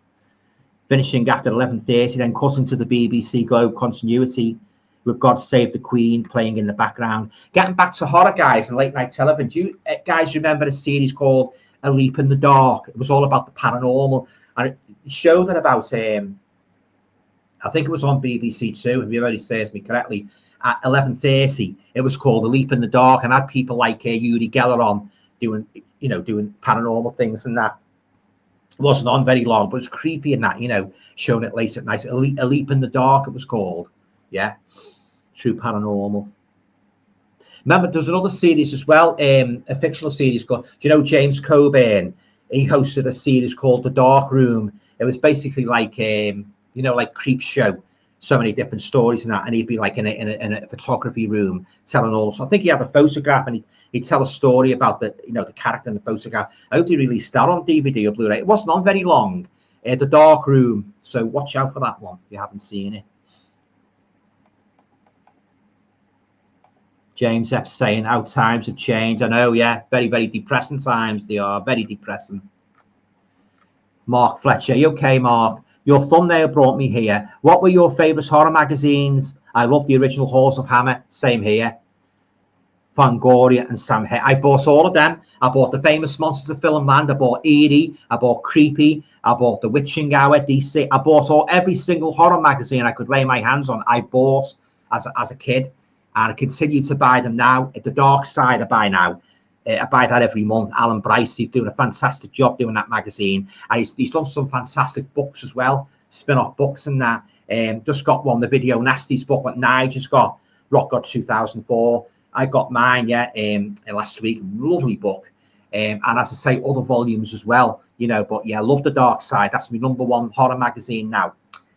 And I get Scream magazine now and again as well, so I get that. Yeah, so oh yeah, always love me horror comics and horror magazines, and all those ones you mentioned were very, very high on my list of preferences.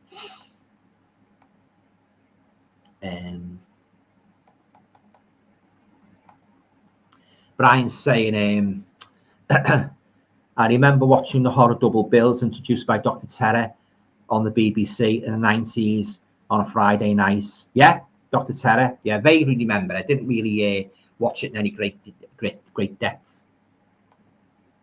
Mark Fletcher, and the current magazines like The Dark Side, We Belong Dead, and Scary Monsters are well worth a look. I haven't got any issues of Belong Dead, but I have seen it advertised, and neither have I got any issues of Scary Monsters, which I do hope to check out too. But love The Dark Side.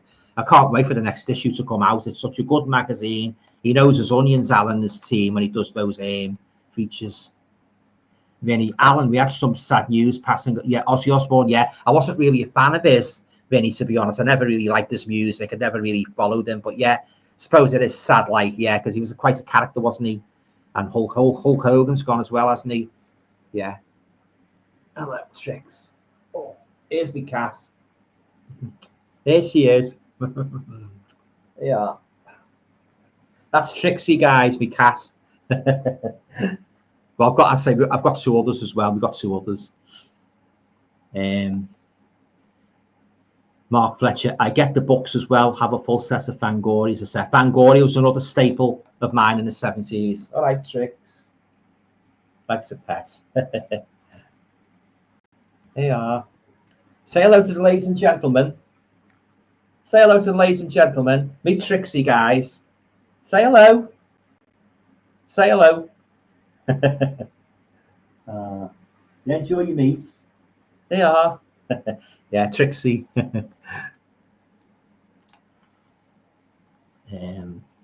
I just went for some more comments now. I've enjoyed it, guys. Yeah, it's been great. Yeah, with great topics broached. Yeah, cheers. Thanks for turning up. Thanks for turning up. Appreciate it.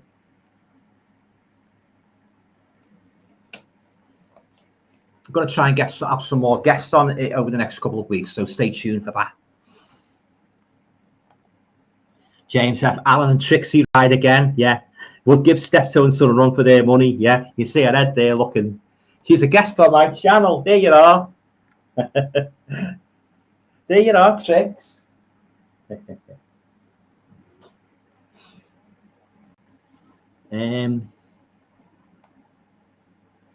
Brian Gilson, Shivers was a good magazine too. Likes to get petted, you know. You spoilt rotten, aren't you? Spoilt rotten. Instant fame for Trixie.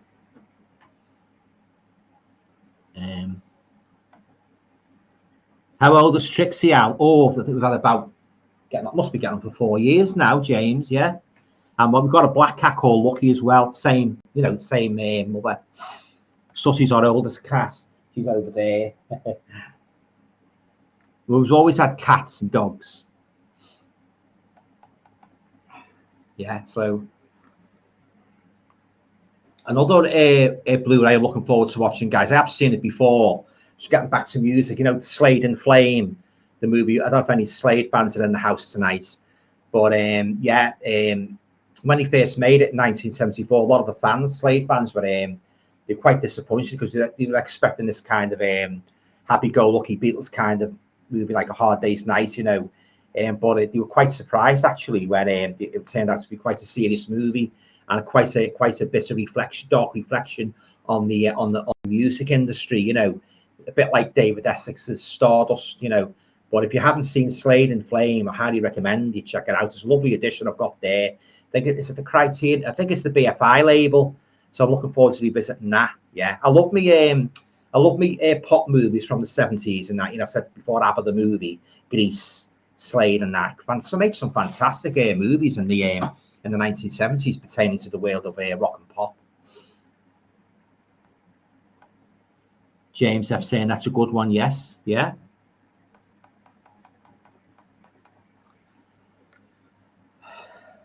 Yes, as I say, 20 minutes to go, guys. So as I say, if you anything at all you want to talk about tonight, you know, particularly horror, feel free to discuss. You know, Any bad horror movies you've watched lately that's sent you to sleep? Any good ones that you can recommend? Yeah, let's hear them.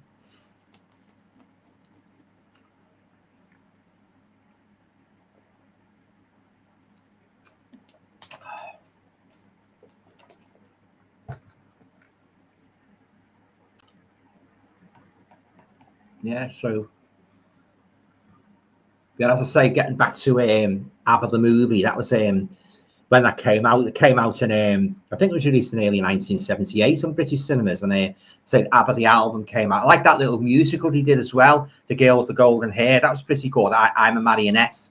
Thank you for the music and that. But yeah, it's cracking album, a cracking movie. I always loved ABBA, right from 1974. You know, when he won the Eurovision with Waterloo. And it's great to see them doing well again, isn't it, with the show and that. James is asking me, are any of your cats named after any horror characters? No. They got just harmless names, you know, Lucky, Trixie, Sussy. Yeah, pretty harmless. Typically feline names. One or a couple of which we won't pick for them. Or special tributes to anyone you know. No. Just simple pets, aren't you? Simple pets. Simple names. Trixie. She's very affectionate, Trixie really is, aren't you?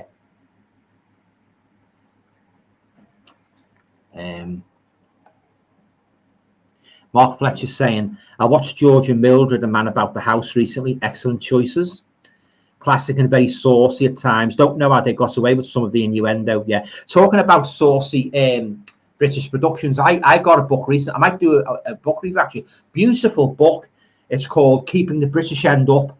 It's got a lovely. It's not too, you know, it's not too explicit. It's like the harmless carry-on kind of movies that were made around in that era. You know, Mary Millington's in, so if you want a couple of Mary Millington shots in them and that, you know, but nothing too extreme.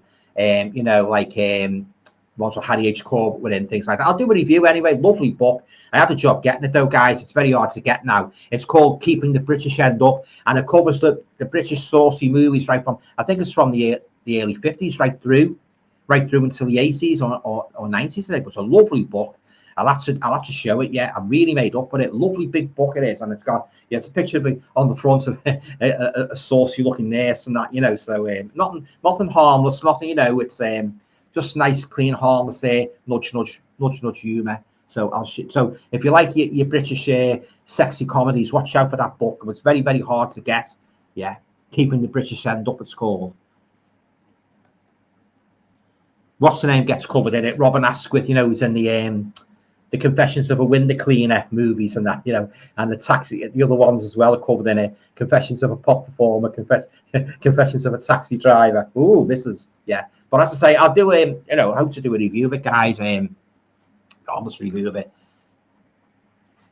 Yeah, Brian Gilson. I think Talgarth actor Mark Brothers was the lead singer of the band Sweet. The lead singer was Brian Connolly's Sweet, wasn't he? He died, the blonde fella. They were another big favourites of mine, guys. Sweet. Yeah, love Sweet. Brian Gilson. Sorry, you meant to say Taggart. Okay. I used to like Mud as well. Tiger Feet and Dynamite, yeah. And what's the name? Rockers. Loved all them. Mark Bolan, T-Rex. Do you know, was the very first single I ever bought when I got my record player in September 1973. Truck on Tight, Mark Bolan. Can you remember your first single? Let's discuss, yeah. My very first album was Slader's, again, the autumn of 73. I remember going to Birkenhead Market Street. There's a store there called Rocks Records, and I always remember, oh, Slade. So I went in and got it and that, you know, yeah. Excuse me, guys, just won't be a minute.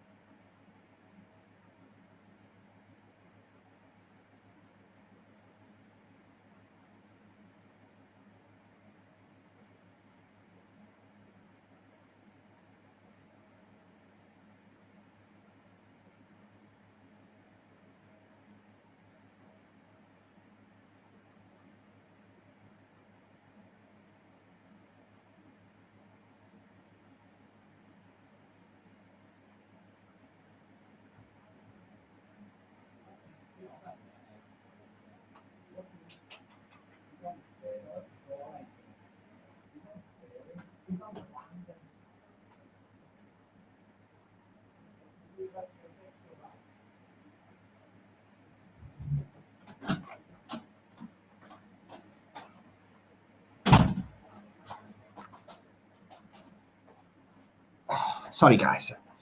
Right, where are we?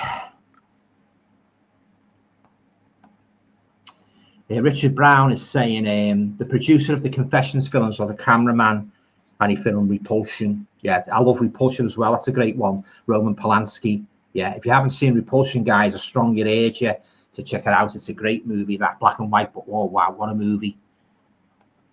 Brian's saying, I think the first album I bought was Universal by OMD. Orchestral Maneuvers in the Dark. Yeah. Then you guys, as you know, there was a recent the anniversary of Live Aid. Did any of you guys watch the replay? I think it was on BBC. It was on BBC Two. I watched the first half on that, you know, but I didn't watch the second half. Oh God, it only seems like yesterday, that doesn't it? Bob Geldof got all the bands together and that, you know. But oh God, yeah, and you're going on about on the radio as well, Live Aid, and yeah, oh what I don't think you could ever recapture that moment again, guys. Do you? Yeah. Oh, so that was just a one-off, that wasn't it? He did a fantastic job organising that Live Aid concert. He really did. Vinny's saying, Alan, what do you think about Susie Quattro? I love Susie Quattro. 48 Crash Devil. She's another one I grew up with. Yeah, Susie Quattro. Do you like her songs? I love her songs. Yeah, yeah. Devilgate Drive. Yeah, Daytona Demon. She's in Love with You. And the one she made with the fella out of Smokey, Stumbling In. That's a good one, Susie Quattro. I love Susie Quattro. And it's good to see her still going, isn't it? She's still rocking and rolling, isn't she? And that, you know, yeah. Actually, I remember her being a judge a couple of years ago on it. Was it the American Pop Idol? Yeah. Oh, yeah. She's a big fan of Elvis, Susie Quattro. Oh, love Susie Quattro. I'm glad you mentioned her, Vin. I'm glad you mentioned her. Mark's saying, I love heavy metal music, but I have no problem saying ABBA's songs are fantastic. Yeah. You can't beat their melodies and memorable tunes. The Winner Takes It All is one of my favorite songs ever. They made so many, didn't they? I tell you one ABBA song I love, and I think I love it even more than some of the hits. Dum Dum Diddle to Be Your Fiddle. I know it's a lot of ABBA fans said it's a bit corny, but I love that song, Dum Dum. And When I Kissed the Teacher, the one where Agneta sings When I Kissed the Teacher. Oh, geez, she had a beautiful voice there, didn't she? Beautiful girl as well. Yeah, you guys see her sing with Gary Barlow a couple of years ago. She sang a duet with Gary Barlow. Yeah, great to see her back singing and that, you know. And she's making another album as well, I believe. And that, oh yeah, fantastic. They'll go down in pop it. Well, they have gone down in pop history, haven't they? Along with Elvis, the Beatles, the Stones. They've all gone down. They were the icons of music, weren't they? Never ever be forgotten. They had lovely, great visual images as well, the costumes and that. Brian's saying my favourite ABBA song is Dancing Queen. Yeah, that I always the analogy associate that with synonymous with the hot summer of 1976 when it was on the radio all the time. I think it was #1 for 6 weeks, right into September. And then what's the name? If my memory serves me correctly, I think Pussycat knocked it off with Mississippi. That's another favourite of mine. 1976, guys, I don't know what you think, was a fantastic year. The songs, you know, started off like obviously Bohemian Rhapsody, Queen, over the Christmas leading into January. And then you had I Love to Love, Tina Charles, another favourites of mine. And of course, ABBA, Fernando, Dancing Queen, you know, Mamma Mia, in the early part of the year. Oh, yeah, love 1976, yeah. Apart from the unbearably hot summer, don't like to think of that. I like to think of the songs, fantastic songs that were. Another favourite of mine in 1976, Randy Edelman, Uptown Up-Tempo. I'm saying this, I haven't even had a pint. The Uptown Up-Tempo Woman and the Downtown Downbeat Guy. Everybody remember that? And England, Dan and John Ford Coley. I really love to see it. They're coming back now, guys. I do remember. I really love to see it tonight. That was a good one. And of course, Simon May, You Are the Summer of My Life, which he released, believe it or not, in winter of 1976. Disco Duck, Rick Deal's Cast of Idiots. Oh, yeah, I could go on, guys, about 1976. You know, it's a great year for music. Yeah, Mark's saying Susie Quattro was probably my first crush. She's one of my first crushes as well, along with Mary Hopkin and, of course, later on, Agneta from ABBA. I must have been about 6 at the time, but that leather look did something for me even then. I know what you mean about the leather. A big talking point in the school playground with me mates in the 70s, yeah. And not the oldest ass was an old talking point. That the hat he wore with the mirrors on, you know. Some people people born after when Slade Cow had the only thing You think of It's Christmas, but he done loads, obviously done loads of other songs, didn't he, with Slade and that. But that's what they normally, a lot of people, young ones, and he only made It's Christmas. No, he made many more, of course. Brian Gilson, do you like Cher? No. Well, I don't hate her. I don't hate. She's all right, you know. I like her singing. It's in His Kiss. Do you believe in life? Is it life after love or love after love? That's all right. I like her singing I Got You, Babe, with Sonny, but I'm not really a great fan of her. No. Richard Brown, Devil Woman by Cliff Richard. Yeah, the big hit in the summer of 1976. Yeah. Shawaddy Waddy, Trocadero, Slick, Forever and Ever, Requiem. Big fan of Slick. Midge Ure was in Slick before he went to Ultravox, wasn't he? Loves Slick. Four Seasons as well. Silver Star, that was a big favourite of mine. Andrea True Connection, Andrea True Connection, More. Fantastic, yeah. As I say, 1976 really stands out. You know, not just because ABBA had 3 number ones, but other songs as well. You know, and that was the Great Britain won the Eurovision Song Contest with "Save Your Kisses for Me," Brotherhood of Man.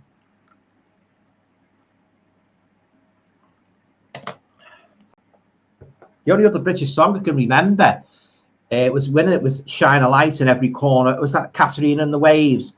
Let the love light shine lightly. Let shine a light in every corner of the heart, or where or something. It was at 1997. I remember Johnny Logan winning it in What's Another Year, and then he won it again with "Me Hold Me Now." Well, that was some achievement, wasn't it? Winning the Eurovision Song Contest there twice. Brian Gilson, Everlasting Love is a great song, Brian. I love that one. Yeah. I'm a big fan of Manfred Mann as well. Pretty Flamingo. My mum likes Manfred Mann. And 5, 4, 3, 2, 1. Paul Jones had a fantastic voice, didn't he? Yeah. And sha-la-la, la-la-la-la. Oh, yeah. The memories are coming back now, guys, I tell you. I tell you who I love, guys, in the 1960s. Donovan. Any of you guys like Donovan? Mellow Yellow. Sunshine Superman. The Hurdy-Gurdy Man. Yeah, that was in a movie, that the Hurdy-Gurdy Man. What movie was it in? What I watched the other night was it Strange Darling. It was on one of the movies I watched. The Hurdy-Gurdy Man. Donovan. Yeah, but you're a big fan of Donovan. That one, it's Salem's Lot. That had one of Gordon Lightfoot's in it, didn't it? Sundown. I liked him singing the wreck of the Edmund Fitzgerald, Gordon Lightfoot, and Daylight Casey, 1978. Daylight. I could talk about 70. I'll tell you what I'll have to do, guys, one week. I'll have to do another music one. We can have a real good discussion about songs and groups and that. You're up for that, guys? Let me know what you think. Talk about music and that, and, you know, our favourite groups. So, yeah, I'll definitely be up for that. Just roll off the tongue, you know. Richard Brown, if you like Pina Colada? Is it Rufus Holmes? If you like Pina Colada, Getting Caught in the Rain, yeah. And that other one, Somehow I'll Find My Way Home, was it Vangelis? You ask me, where do I been? Yeah, I've got to be careful of copyrights, haven't I, guys? I think that's a ridiculous law, that, where you can't sing a song and that without getting for fear of copyrights. What do you guys think of that? Brian Gilson, Rainbow Valley is another great song by the same band. Don't think I know that one, Rainbow Valley, Brian. Mark saying, I had older sisters into the Sweet and the Osmonds. I like them as well. And a brother into ABBA and Queen. When I was a kid, while my mum and dad were into Tom Jones and Shirley Bassey, so I was bombarded with music. Yeah, I come from a very musical family. Like, my mum and dad loved their music. My auntie, my nan loved their music. My relatives loved their music. So very, very music-oriented family I come from. Vangelis was great, yeah. Everybody remember the Smurfs, the novelty? I'll tell you what I like, guys. I love a real bloody good novelty song, like the Smurfs, and Chilson John. Remember Chilson John? That's a bloody. It brings a smile to my face when I listen to that bloody Chilson John. I've been going out. It goes like where you go. And name is Julie. Gordon stole Julie off me. Gordon is a moron. Yeah, Chilson John, guys. God, every time I see the old clips on top of the pops, it brings a smile to my face. Chilton John by who else? Chilton John. Tell you. What about ELO? Yeah, I like ELO. Yeah, she cried through heading for a showdown, September 73. Wild West Hero, yeah, fantastic ELO. Yeah, and of course, Living Thing, which is always on the wireless morning, noon, and night. Richard Brown, Demi Russo is on the Night Train Murder soundtrack. He is. My mum likes Demi Russo, and I like Demi Russo as well. Yeah, he had a #1 in 1976. Forever and Ever, he had an EP. My mum bought the EP. And then When Forever Is Gone. Anybody remember Nana Muscuri? Turn on the Sun, Turn on the Sun. I love that song. And Vicky Leandros, When Bazookies Play. Well, really, I tell you what, guys, I'm really digging them up tonight, aren't I? Yeah, When Bazookies Play, Vicky Leandros. That was a great one, that. When Bazookies Play. Trying to think of it. Oh, that a Swinger, that a Rock and Roll. That was another good one, Eurovision. As I will actually do a music one, guys. Let me know anyway, guys, what you think, like, you know, and I'll do one, like a music one. And he drove the fastest milk cart in the West. Is he going to be? Is he going to appear in my next video with a short insertion? Watch this space.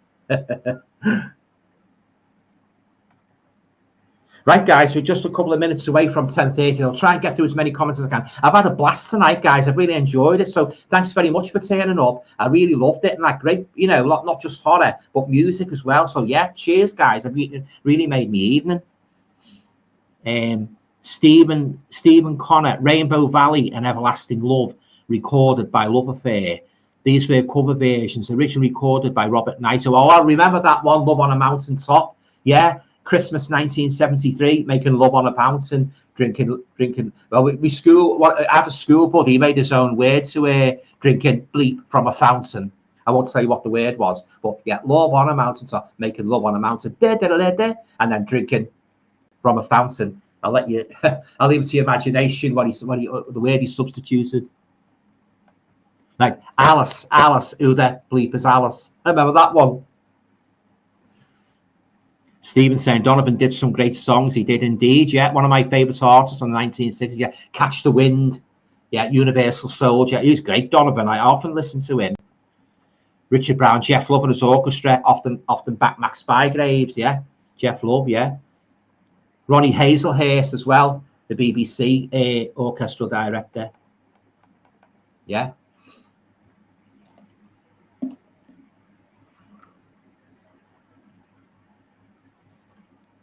Remember Kathy Kirby? She was good. My mum loves Kathy Kirby. Yeah, especially Acapulco 22. That's a great one, that.